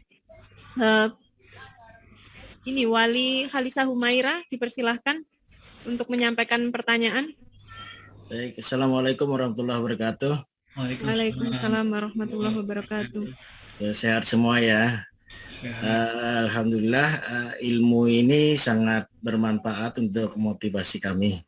Jadi sebenarnya kami juga sudah tulis di layar agar sebenarnya lebih bebas gitu jadi bicara. Tapi tidak apa-apa karena memang diberikan kesempatan untuk seperti ini, kami ingin menyampaikan langsung saja.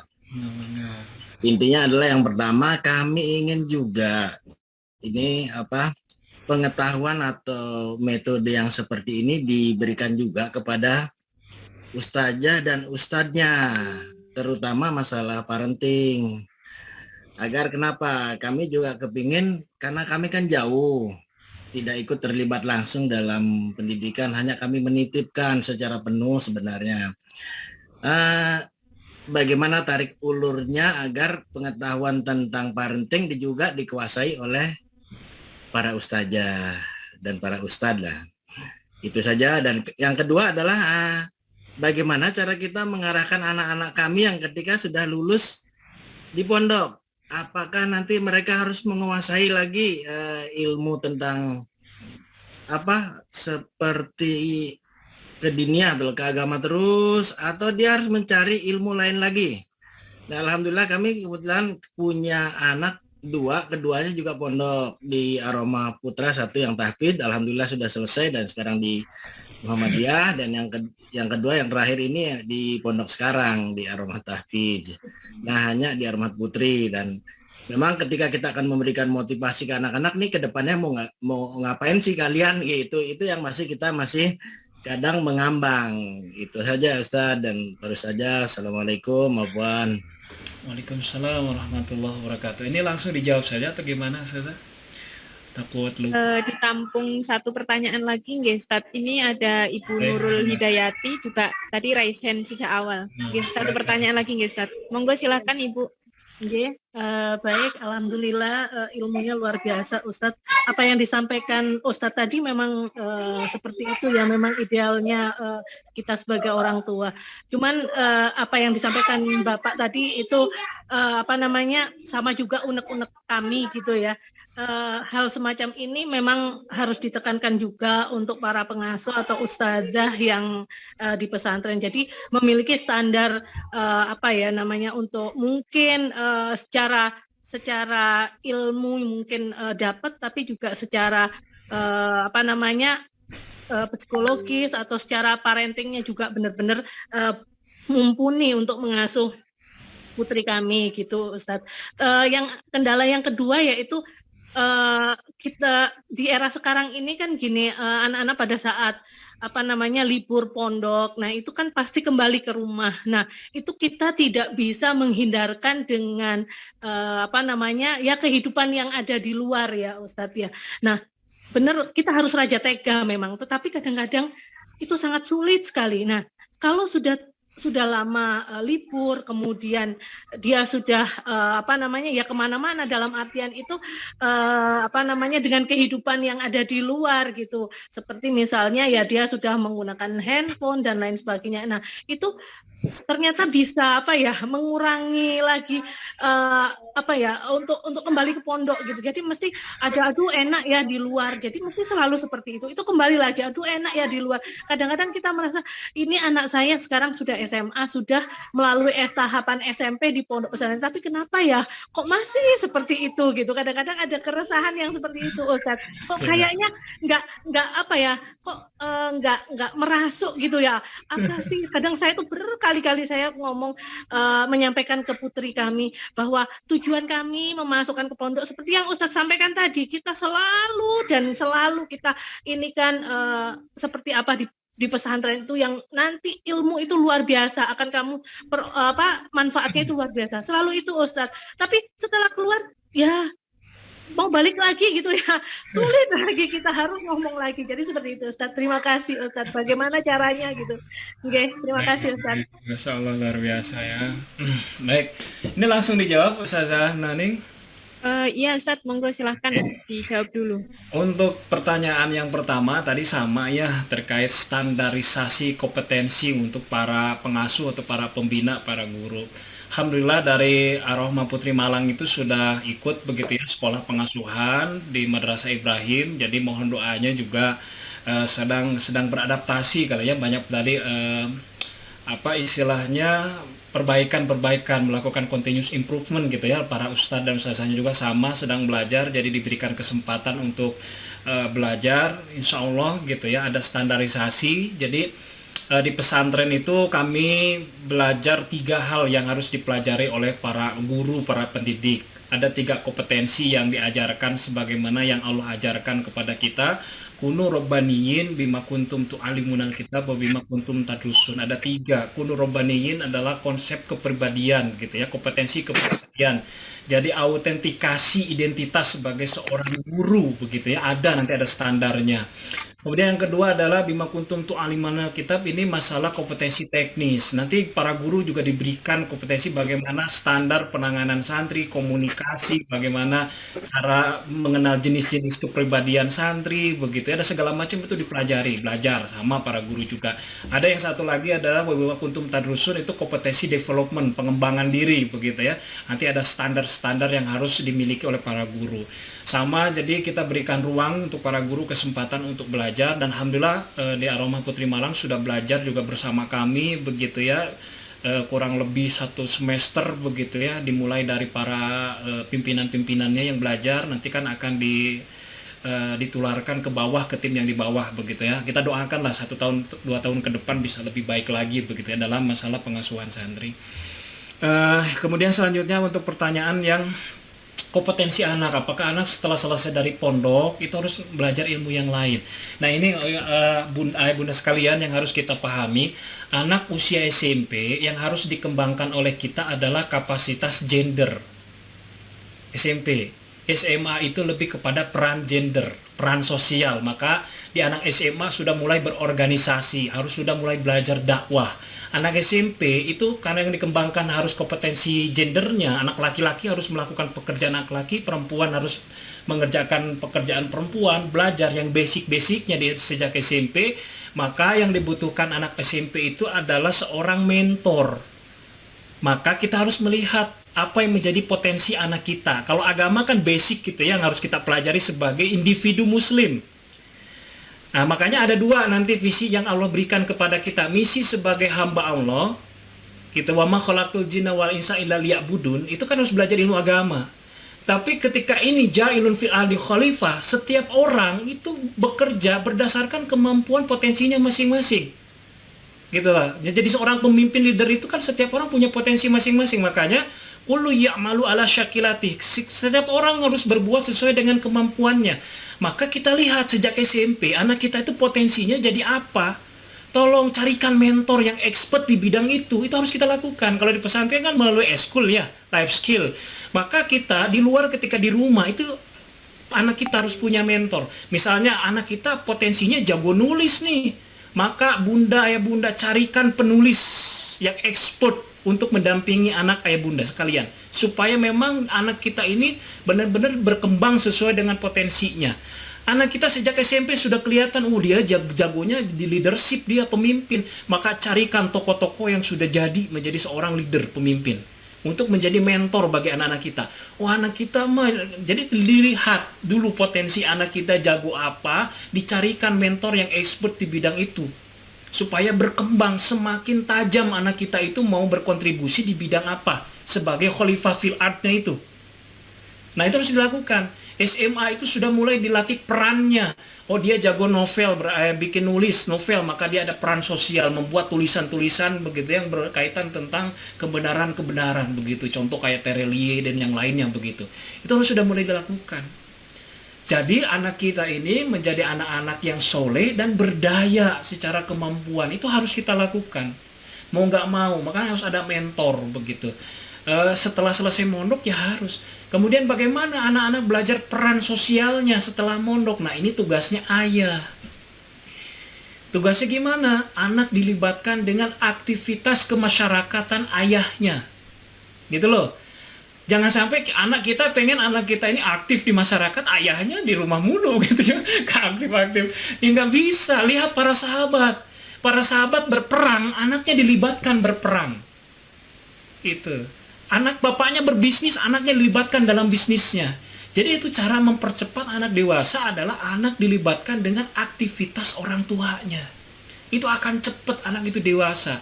Kalau orang tuanya tidak jadi aktivis di masyarakat, sulit anaknya juga berkembang karena nggak punya contoh di keluarga. Siapa contohnya? Maka harus ayah yang menjadi contoh. Gitu loh. Sama kayak di pesantren itu kiainya yang jadi contoh. Nah, kalau di keluarga ya ayah harus jadi contoh. Bagaimana bersosial, berperan sosial dan segala macam gitu ya. Bagaimana si perempuan di kehidupan sosial itu belajar dari ayahnya begitu ya. Makanya kalau ayah anak liburan pulang, ayah tolong punya peran. Kalau yang laki-laki nih, kamu bagian azan ya, kerjasama dengan muazin. Nanti anak saya yang azan. Atau pekan keberapa anak saya yang jadi khotib Jumat. Gitu loh. Jadi imam. Kalau yang perempuan, anak saya yang ngajar majelis taklim. Anak saya yang ngajarin anak-anak. Apa yang bisa dilakukan oleh anak? Dilakukan oleh anak. Gitu. Siapa yang membantu mengelaborasi itu semua? Ayah. Itu harus dilakukan gitu ya. Nah kemudian selanjutnya tadi yang berkaitan dengan liburan. Betul. Ya bunda sekalian, catat nih ya. Catat. Anak usia balik yang SMP SMA itu lebih kuat terpengaruh oleh circle pergaulannya dibandingkan orang dewasa. Itu catat. Sekali lagi, anak-anak usia balik SMP dan SMA itu lebih kuat terpengaruh oleh teman sebayanya dibandingkan kita orang dewasa. Makanya hati-hati pilihkan teman untuk anak-anak kita. Kalau tadi anak-anak liburan dari pesantren, temennya bukan anak-anak pesantren, yakin nggak mau ke pesantren lagi. Kenapa? Karena kuat pengaruhnya itu dari teman-temannya yang bukan dari pesantren. Makanya supaya anak-anak tetap punya emosi, punya kemelekatan dengan pesantren, ketika liburan jangan sampai sekali-kali mereka bermain dengan teman-teman yang tidak di pesantren. Atau resikonya tanggung sendiri tadi, susah untuk ngajak anak balik ke pesantren. Itu terjadi. Makanya tolong carikan teman, komunitas. Kalau saya mah enaknya berkomunitas. Jadi orang tua yang memang rumahnya dekat satu pesantren ataupun beda pesantren dipertemankan supaya nanti mereka ketemu ngobrol itu tentang pesantren, ngobrolin itu tentang kitab, ngobrolin tentang hafalan. Nanti ada semangat lagi balik ke pesantren. Kenapa? Oh, teman-teman saya pesantren semua. Tetapi kalau circle-nya bukan orang-orang pesantren, waduh itu hampir menjadi apa istilahnya drama semua orang tua ketika anak mau mulai masuk lagi pesantren gitu ya. Anaknya nggak mau masuk. Aduh, sudah enak tuh, ada kemelekatan apa? Enak tuh, Umi enak tuh kalau nggak di pesantren, main gadget bisa sepuasnya, bisa jalan-jalan ke mall kalau liburan. Pokoknya mah begitu ya, yang enak-enak begitu ya. Nah, karena anak-anak usia SMP SMA itu kan senangnya lagi seneng-seneng main gitu ya. Nah ini ayah bunda sekalian tantangannya. Jadi sekali lagi tidak ada cara lain kecuali kita ubah circle pergaulannya. Karena itu yang sangat berpengaruh teman sebayanya. Termasuk ayah bunda sekalian hati-hati memilihkan teman. Karena ketika anak punya problem, punya masalah, siapakah yang akan dimintai pendapatnya? Itu pasti teman dekatnya. Dan pasti pendapatnya itu akan didengar oleh dia. Makanya hati-hati. Misalnya ada konflik nih dengan keluarga, dengan ayahnya atau bundanya. Itu nggak pasti ceritanya bukan ke orang tua itu. Cerita ke temennya. Coba kalau temennya yang nggak bagus, yang nggak soleh. Pasti kan udah lawan aja orang tua. Kamu kan sudah dewasa, sudah bisa menentukan sendiri. Kan bahaya itu. Bahaya itu teman kayak gitu begitu. Makanya tolong carikan teman yang baik, yang soleh. Sampai bahkan waktu itu saya pernah menangani sebuah kasus sampai saya mengasih rekomendasi, Bu, mendingan pindah rumah, udah cari tempat yang lain yang baru, yang soleh-soleh, karena sudah susah anaknya kalau disuruh dipisahkan dari teman-temannya yang nggak baik itu. Tapi alhamdulillah ketika hijrah pindah rumah punya teman yang lebih baik lagi, anaknya berubah. Kadang-kadang untuk mengubah perilaku itu nggak bisa pendekatannya perilaku, tapi ubah situasinya maka perilakunya ikut berubah, kan gitu ya. Nah, gitu. Jadi itu yang bisa dilakukan ayah bunda sekaliannya, circle-nya diubah karena caranya cuma itu, nggak ada cara lain. Karena kalau untuk anak usia balik, nasihat itu sulit masuk dari kita orang dewasa. Tapi kalau dari sesama temannya sebayanya itu, makanya di pesantren kami membangun sistem yang namanya konselor sebaya. Jadi kadang-kadang mengkonseling itu nggak bisa orang dewasa karena nggak terbuka santri. Kalau kakak kelas sama temennya itu bener-bener kalau ada masalah itu curhatnya itu terbuka. Makanya kami bangun yang namanya konselor sebaya. Jadi konselor-konselor yang dari santri-santri pilihan yang sudah kita bina begitu ya, untuk membantu peran konseling begitu ya yang terjadi di pesantren. Itu jawaban dari saya ya bunda sekalian. Tadi pokoknya circle untuk anak-anak kita tolong diperhatikan.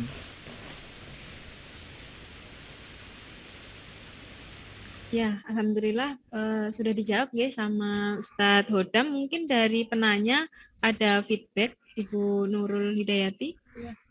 Terima kasih Ustadz. Memang itu jawaban yang luar biasa. Benar Ustadz, pengaruh dari teman itu luar biasa, sangat luar biasa. Dan alhamdulillah setelah SMA, kalau SMP mungkin circle-nya meskipun tadi ada juga orang tua yang menyatakan bahwa circle terbentuk memang dari medsos gitu ya, media sosial. Bahkan nah itu kita membendung itu memang agak sedikit sulit memang di situ. Tetapi ya sebisa mungkin kita akan berusaha gitu Ustadz. Tapi ada juga kekhawatiran gini Ustadz. Jadi kadang-kadang pada saat mereka keluar dari pondok itu mereka ingin melampiaskan sesuatu yang terpendam di pondok. Misalnya nih seperti yang dialami putri kami gitu ya. Jadi dia hobinya dengan Korea atau apa dan lain sebagainya. Itu seputar itu yang dibicarakan meskipun dengan teman-teman satu circle-nya juga gitu dari pesantren gitu. Tetapi ya masih saya melihat perubahan yang luar biasa memang kalau sudah di masa SMA ini memang dengan teman-teman yang dari pesantren itu sudah berbeda, sudah agak terbendung lah untuk topik pembicaraannya. Tapi pada saat dulu masih di SMP memang masih agak sulit. Kami agak sedikit penanganannya agak sedikit agak kesulitan gitu. Terima kasih Ustadz, ininya mudah-mudahan nanti bisa kami terapkan. Ya, sama-sama Bunda. Nah, ada tambahan, tadi kan ada pengaruh dari luar yang negatif media sosial. Sebenarnya itu kan di luar lingkar kendali kita. Yang ada di lingkar kendali kita adalah anak kita. Nah, kalau yang tadi nggak bisa dibendung betul. Ada satu, kita belajar dari Nabi Yusuf. Nabi Yusuf itu bayangkan, digoda setiap hari oleh Zulaiho. Sampai berduaan di kamar. Sebagai laki-laki normal biasa itu Nabi Yusuf itu tergoda ingin melakukan sampai zina gitu bahasa kita gitu ya. Tetapi apa yang menyelamatkan Nabi Yusuf pada waktu itu? Di dalam Al-Qur'an itu menggunakan istilah burhan. Burhan itu seakan-akan salah satu tafsirnya di dalam Ibnu Katsir seakan-akan di depan mata Nabi Yusuf ketika Nabi Yusuf mau melakukan perbuatan buruk tadi, seakan-akan ada ayahnya mengatakan jangan melakukan itu. Itulah yang disebut dengan bonding, pengaruh bonding. Ketika bonding kita kuat dengan anak kita, nih gitu ya, bondingnya kuat dengan anak kita, maka ketika anak di luar, kemudian banyak hal-hal negatif yang mempengaruhinya, maka akan ada satu hal yang ada di dalam dirinya, saya tidak mau sampai mengecewakan orang tua saya. Maka bonding itu penting ya Bunda sekalian. Maka kita harus sering ajak ngobrol anak kita, berikan sentuhan, berikan pujian. Itu harus dilakukan, nih jarang sekarang itu, mohon maaf sekali. Banyak orang tua ketika anaknya di rumah, semua komunikasi diganti jadi pakai gadget. Kalau anak lagi liburan, gadget simpen. Waktunya ngobrol, ajak ngobrol, apapun itu anak itu. Supaya emosinya terregulasi dengan baik, keinginan. Diberikan sentuhan itu harus Bunda. Perempuan itu harus diberikan sentuhan. Anak perempuan harus sering dipuji oleh ayahnya. Karena itu kebutuhan psikologis. Jangan sampai anak mudah jatuh cinta ke teman sebayanya gara-gara kurang pujian dari ayahnya. Dikit-dikit dipuji langsung jatuh cinta. Aduh, bahaya. Tetapi kalau sering diberikan secara psikologis dari ayahnya, kamu tuh cantik, kamu itu pinter, kamu anak perempuan yang luar biasa. Sampai anak tuh harusnya jatuh cinta pertama kali itu ke ayahnya, anak perempuan itu. Supaya dia tidak mudah tergoda oleh laki-laki lain. Gitu doang ayah saya lebih dari begitu ya pengorbanannya. Bahkan untuk anak perempuan nih, seorang ayah itu harus didramatisir. Bahkan kalau anak lagi di pesantren dijemput sampai hujan-hujanan tuh perlu. Kenapa? Karena yang kebayang di anak perempuan seperti artis Korea, laki-laki itu romantis, biarkan dapat dari ayahnya itu. Sampai hujan-hujanan ayahnya itu, sampai kayak pengorbanan tuh kayak didramatisir. Itu penting buat anak perempuan itu. Ayah sekali lagi itu dapatkan psikologis itu dari ayah begitu ya, dikasih pujian sentuhan itu dari ayah, ibunya juga begitu. Nah kemudian itu bonding, membangun bonding itu harus sering itu dilakukan ya Bunda sekalian. Makan gadget simpen, makan bareng sambil ngobrol itu sudah jarang sekarang kita lakukan. Bahkan nonton bareng juga masing-masing, harusnya ada nonton tuh bareng sambil ngobrol, itu dilakukan di keluarga, itu bagian dari bonding. Insya Allah kalau bondingnya kuat, anak akan menjaga nama baik, harga dirinya, kehormatannya di luar gitu ya, di luar rumah. Karena tadi ada satu sisi seperti yang saya rasakan dulu, saya nggak mau mengecewakan orang tua saya dulu sama Bunda, teman-teman pada ngerokok, saya diajakin ngerokok, dikasih rokok, tapi saya kuat, saya nggak mau ngerokok, saya nggak mau mengecewakan orang tua saya, karena tadi bondingnya kuat dengan orang tua. Kemudian selanjutnya yang ingin saya sampaikan terkait dengan drama Korea yang lain-lainnya Bunda sekalian. Kalau mereka membicarakan sesuatu yang menurut kita unik, tetapi di circle-nya mereka itu sesuatu yang normal, kita toleransi. Nah, tetapi kalau dia ngobrolinnya sudah di luar circle-nya, nah itu nggak normal. Artinya anak kita tidak bisa menempatkan diri. Di mana sih dia harus berkomunikasi dan kontennya apa, pembicaraan yang harus dibicarakan. Contoh, kami mentoleransi anak-anak ketika berkata kasar tetapi masih dalam circle mereka. Gitu loh. Tetapi kalau mereka tetap hormat ketika ngobrol dengan kakak kelasnya, dengan gurunya, artinya mereka bisa menempatkan diri kapan berkata-kata kasar begitu ya, kapan berkata-kata harus sopan. Artinya mereka tahu menempatkan diri. Karena ada satu sisi secara psikologis kenapa mereka sesama mereka dengan temennya mengomongkan itu, supaya ada penerimaan sosial. Kalau saya nggak begitu nanti saya nggak ada yang temenin gitu loh, nggak punya temen nanti saya. Orang dianggapnya aneh, nggak suka seperti teman-temannya yang lain gitu loh. Jadi ada sisi psikologis yang memang mereka butuh penerimaan sosial di lingkungannya. Jadi kalau sesama circle-nya mah nggak masalah unik-unik itu selama batasan yang wajar gitu ya. Batasan yang wajar. Kami mah di pesantren gitu toleransi aja kalau mereka ngomongnya kasar, gua lu sesama temennya ya biarin.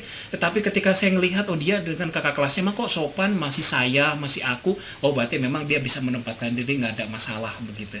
Nah ini yang harus kita tangkap ya bunda sekaliannya itu. Jadi mereka pun samalah kayak kita. Coba ya bunda sekalian juga kalau sesama teman kalau ngobrol kan arisan, rame heboh begitu ya. Nah tetapi kan kalau ketemu dengan orang yang kita nggak akrab kan kita pun hormat kan gitu ya, sopan. Sama seperti itu anak-anak pun demikian begitu ya. Nah ini yang harus kita pahami begitu ya bunda sekalian. Itu tambahannya begitu. Mangga kalau ada tanggapan lagi atau ada pertanyaan boleh silakan. Alhamdulillah, insya Allah cukup nggih untuk jawaban dari pertanyaan yang di sesi sebelumnya tadi. Alhamdulillah, kita lanjut di pertanyaan sesi berikutnya. Tadi sudah ada beberapa yang raise hand. Ibu Mega Umi masih ada di tempat. Saya persilahkan untuk menyampaikan pertanyaan.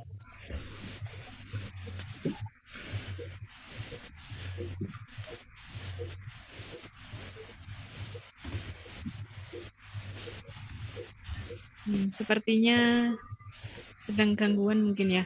Oke. Berikutnya ada Bapak Agus Mulyanto. Silahkan menyampaikan pertanyaannya, Bapak. Ya, Assalamualaikum warahmatullahi wabarakatuh, Ustazah. Assalamualaikum warahmatullahi wabarakatuh. Silakan Ayah. Iya, pertama, bismillah, alhamdulillah. Saya sangat tertarik dan antusias nih tentang penjelasan yang telah disampaikan oleh Ustadz. Nah, ini yang saya titik beratkan ini tadi sangat tertarik dengan yang disampaikan tadi tentang mitra ya. Kita sebagai orang tua dan dari pondok pesantren sebagai mitra. Nah, ini tadi sebenarnya pertanyaannya dan jawabannya sudah ada yang dijelaskan tadi mengenai standarisasi dari Ustadz dan Ustadzah terkait pembinaan yang berkaitan dengan parenting. Karena selama ini kita melihat bahwa dari Ustadz-Ustadzahnya kan masih muda dan masih muda di bawah kami sebagai orang tua. Nah ini yang kami tanyakan tadi sudah ada jawaban. Nah ini yang kedua bahwa saat ini dari sisi mitra tadi antara orang tua dengan pihak pondok yang paling mendasar adalah tentang komunikasi. Nah ini kalau kami merasakan dan mengamati sampai saat ini ya, kami punya dua putri di Ar-Rohmah, satu SMA, satu SMP. Nah ini ada beberapa perbedaan antara komunikasi.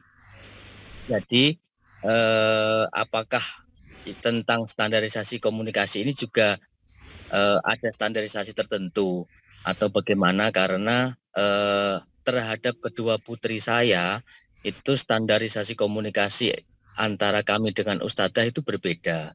Yang satu aktif, yang satu proaktif, yang satu lagi non sewu kurang aktif. Nah ini dari sisi standarisasi itu mana yang nanti kedepannya akan menjadi tujuan utama untuk yang tadi dikatakan sebagai mitra.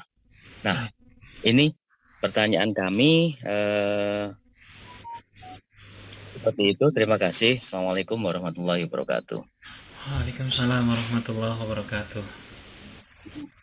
Terima kasih atas pertanyaannya, Bapak. Kemudian Ibu Alisa Trevina, silahkan menyampaikan pertanyaannya. Assalamualaikum warahmatullahi wabarakatuh, Ustazah. Ini berkaitan dengan passion Ananda, Ustadz, seperti Ustadz yang tadi sudah sampaikan tentang menulis. Kebetulan Ananda ini memang senang menulis, gitu ya. Dan alhamdulillah memang sudah ada tulisannya yang menjadi juara. Kemudian ini Ustadz, karena dengan passion itu itu kan kami di rumah itu dari rumah itu memberikan buku gitu ya, buku tulis biasanya, atau loose leaf. Ananda sering request loose leaf atau bolpen, itu kan sering kami berikan, insya Allah ya di atas rata-rata yang lain jumlahnya itu. Nah ini masalahnya ketika Ananda menulis dan mengumpulkan tulisan, banyak tulisan, ini pernah tersita oleh ustadzanya, Ustadz. Nah, ini bagaimana ya Ustadz, bimbingan Ustadz terhadap saya, nasihat apa yang untuk saya sebagai orang tua kepada Ananda, supaya bisa tetap mengembangkan tulisannya, kemudian bagaimana bimbingan Mahat Ibrahim ini kepada ustadzanya. Itu aja Ustadz, matur nuwun. Jazakumullah khairan Ustadz. Waalaikumsalam. Bunda. Baik, ini langsung dijawab Ustazah. Satu pertanyaan lagi nggih Ustadz. Mangga. Monggo Ibu Puji Kurniawan boleh menyampaikan pertanyaannya?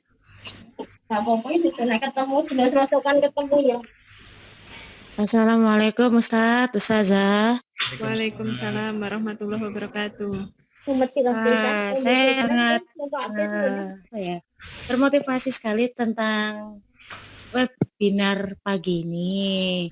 Alhamdulillah untuk adik saya sudah saya terapkan seperti yang Ustadz sarankan. Tapi yang mau saya tanyakan itu kan, tadi kan Ustadz kan bilang kan untuk cita-cita besar ya Teh, kalau masuk pesantren. Nah, di sini ketika saya sarankan gini, Ustadz, dia kan pengennya jadi dokter. Terus dia bilang gini, kalau jadi dokter kan Mbak, kalau aku SMA-nya nggak bisa masuk pesantren lagi. Terus aku bilang gini, Ustadz, kalau misalnya kamu mau jadi dokter, kan itu kan bermanfaat ilmumu nanti. Kamu bisa jadi guru ngaji untuk menyalurkan ilmumu yang ada di pesantren, Ustadz. Tapi dianya malah gak suka gitu, Ustadz. Terus baiknya bagaimana Ustadz ya biar Ananda itu mau untuk menyalurkan ilmu agama yang sudah diberikan di pesantren gitu loh Ustadz. Kan sayang Ustadz, dia mendapatkan ilmu selama 3 tahun tapi tidak disalurkan seperti itu. Dan dia berat sekali Ustadz untuk menerima, harus jadi guru ngaji, harus jadi ustazah gitu loh Ustadz. Terima kasih Ustadz. Assalamualaikum. Waalaikumsalam warahmatullahi wabarakatuh. Alhamdulillah, monggo silahkan langsung dijawab Ustadz.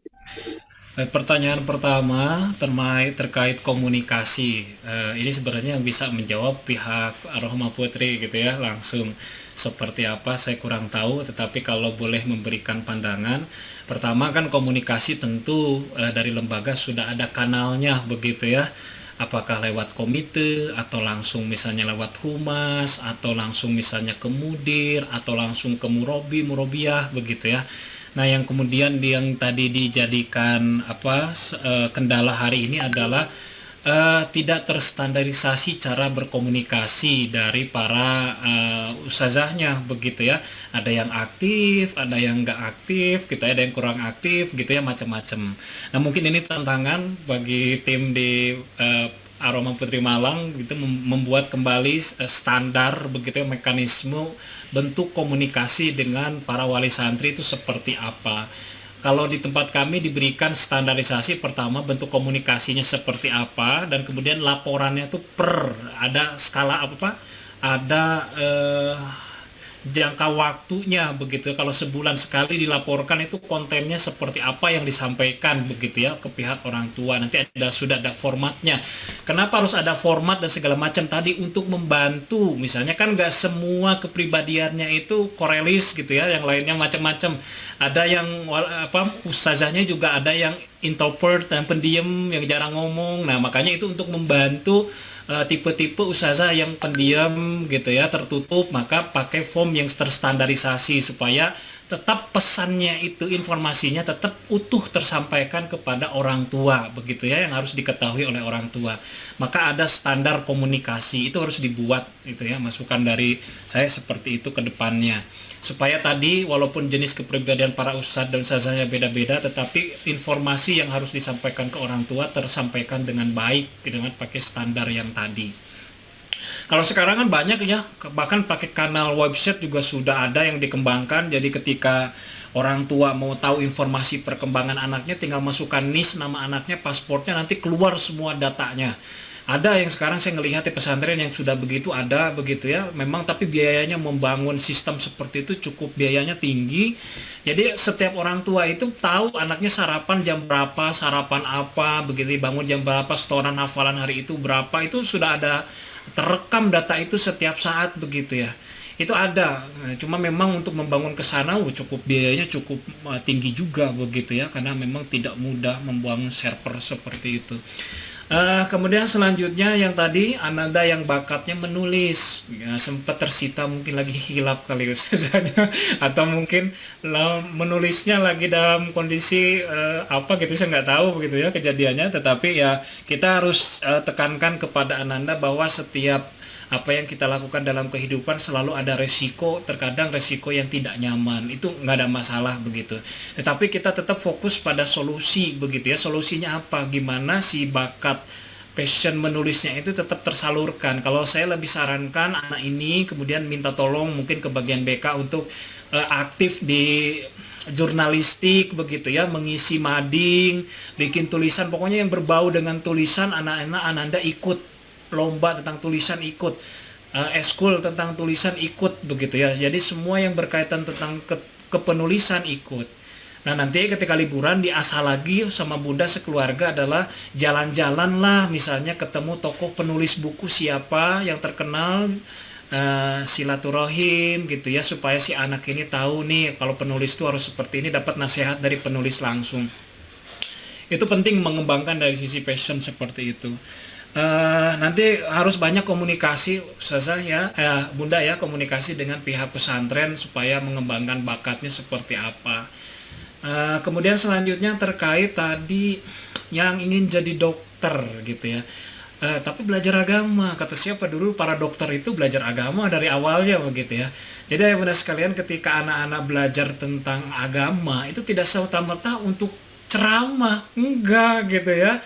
Justru dari belajar agama itu, misalnya belajar kitab nih, nanti kan kita bisa dorong. Nah, kamu tahu nggak kalau sumber pengetahuan tentang kedokteran itu dari Islam semuanya. Maka kamu harus belajar bahasa Arab untuk membedah kitab-kitab yang membahas tentang ilmu kedokteran begitu loh. Itu harus diarahkannya ke sana. Jadi belajar ilmu agama diarahkan dengan cita-citanya anak-anak kita. Misalnya dia senangnya di bidang bisnis.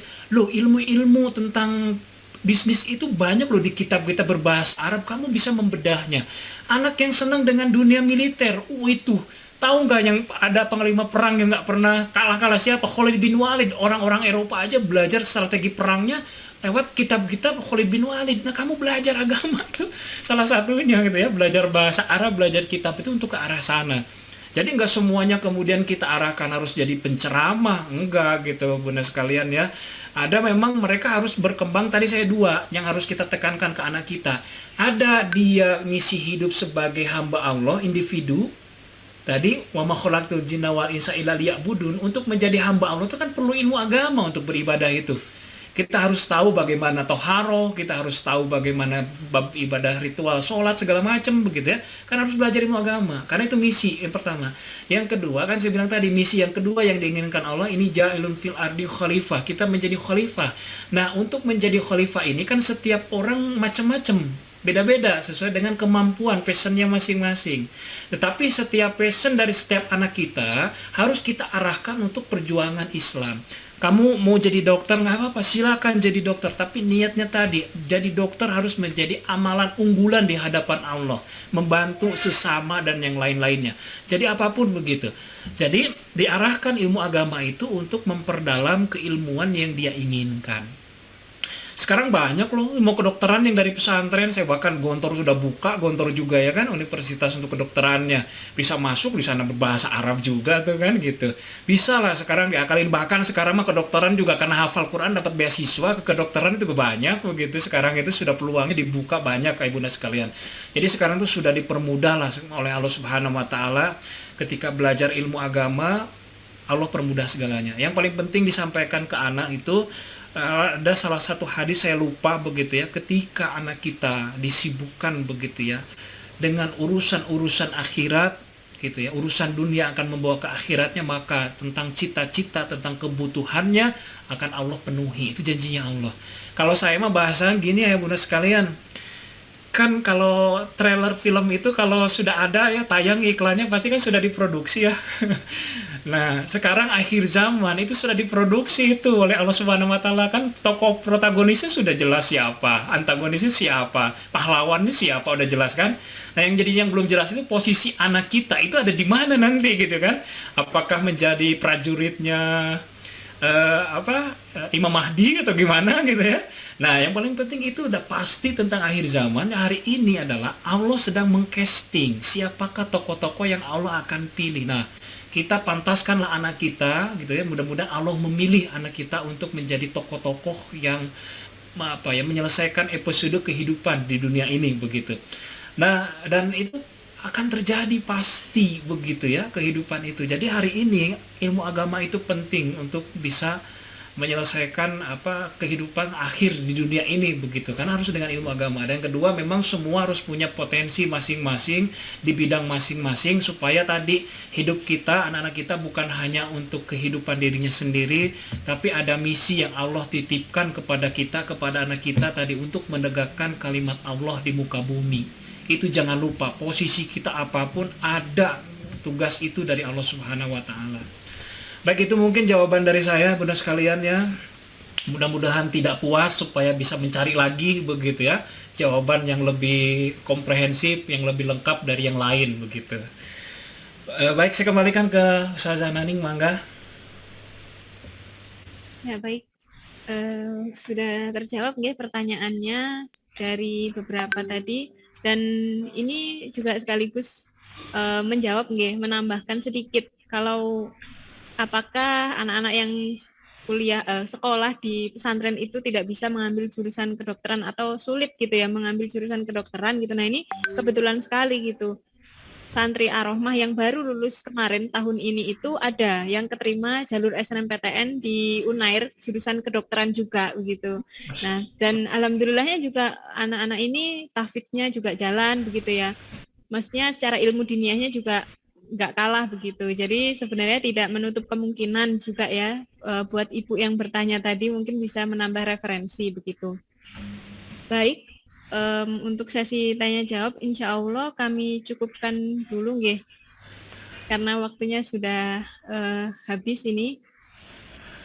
Mungkin nanti jika masih ada pertanyaan bisa disambung di lain kesempatan begitu. Saya ucapkan jazakumullah khair kepada ayah bunda yang tadi sudah menyampaikan pertanyaannya, dan untuk masukannya terkait komunikasi tadi insya Allah nanti akan ditindaklanjuti nggih. Berikutnya kami tutup sesi diskusi pada hari ini.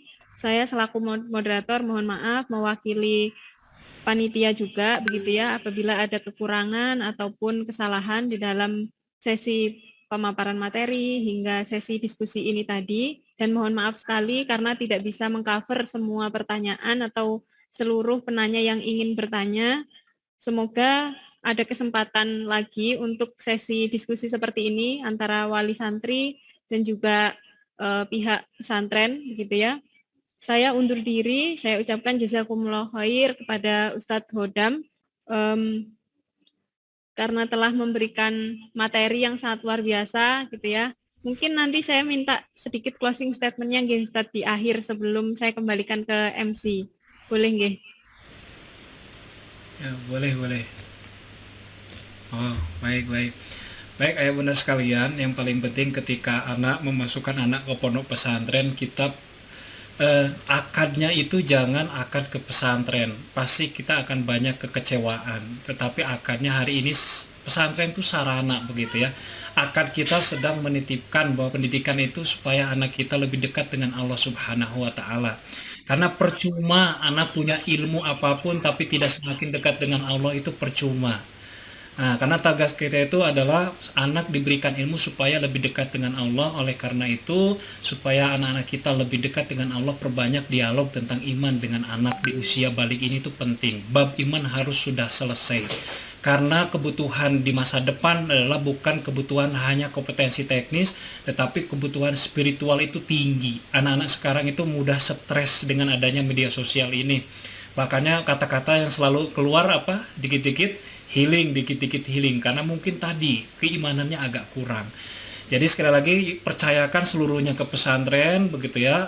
Mau ada kekurangan atau enggak, pihak pesantren pun terus berbenah begitu ya. Insya Allah kedepannya jauh lebih baik.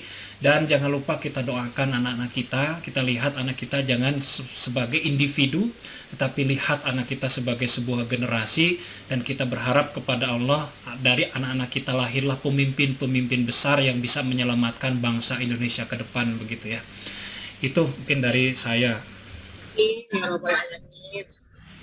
Amin amin. Jazakumullah khair Ustadz Hodam dan juga para peserta yang sudah meluangkan waktunya dari awal hingga akhir acara ini. Semoga materi yang disampaikan Ustadz Hodam berikut diskusinya menjadi ilmu yang bermanfaat untuk kita ke depannya. Amin amin. Berikutnya saya kembalikan kepada MC. Wassalamualaikum warahmatullahi wabarakatuh. Waalaikumsalam warahmatullahi wabarakatuh. Masya Allah, jazakumullah khair Ustadz Hodam atas pemaparan materinya yang sangat luar biasa dan sudah relate ya dengan kasus-kasus yang selama ini kita di BK tanganin juga, mungkin yang dirasakan oleh Bapak Ibu Wali Santri juga, kok anaknya susah untuk kembali ke pondok dan lain sebagainya, itu kurang lebih harus bagaimana, itu kita akan terus mengupgrade supaya anak-anak kita jauh lebih baik lagi ke depannya. Masya Allah. Baik, sebelum saya tutup acara webinar pagi hari ini, bagi Bapak Ibu Wali Santri, baik kampus 1 dan kampus 2 yang akan berkurban untuk putra-putrinya, bisa disalurkan ke Humas Artri Arohmah Putra 1 dan Arohmah Putri 1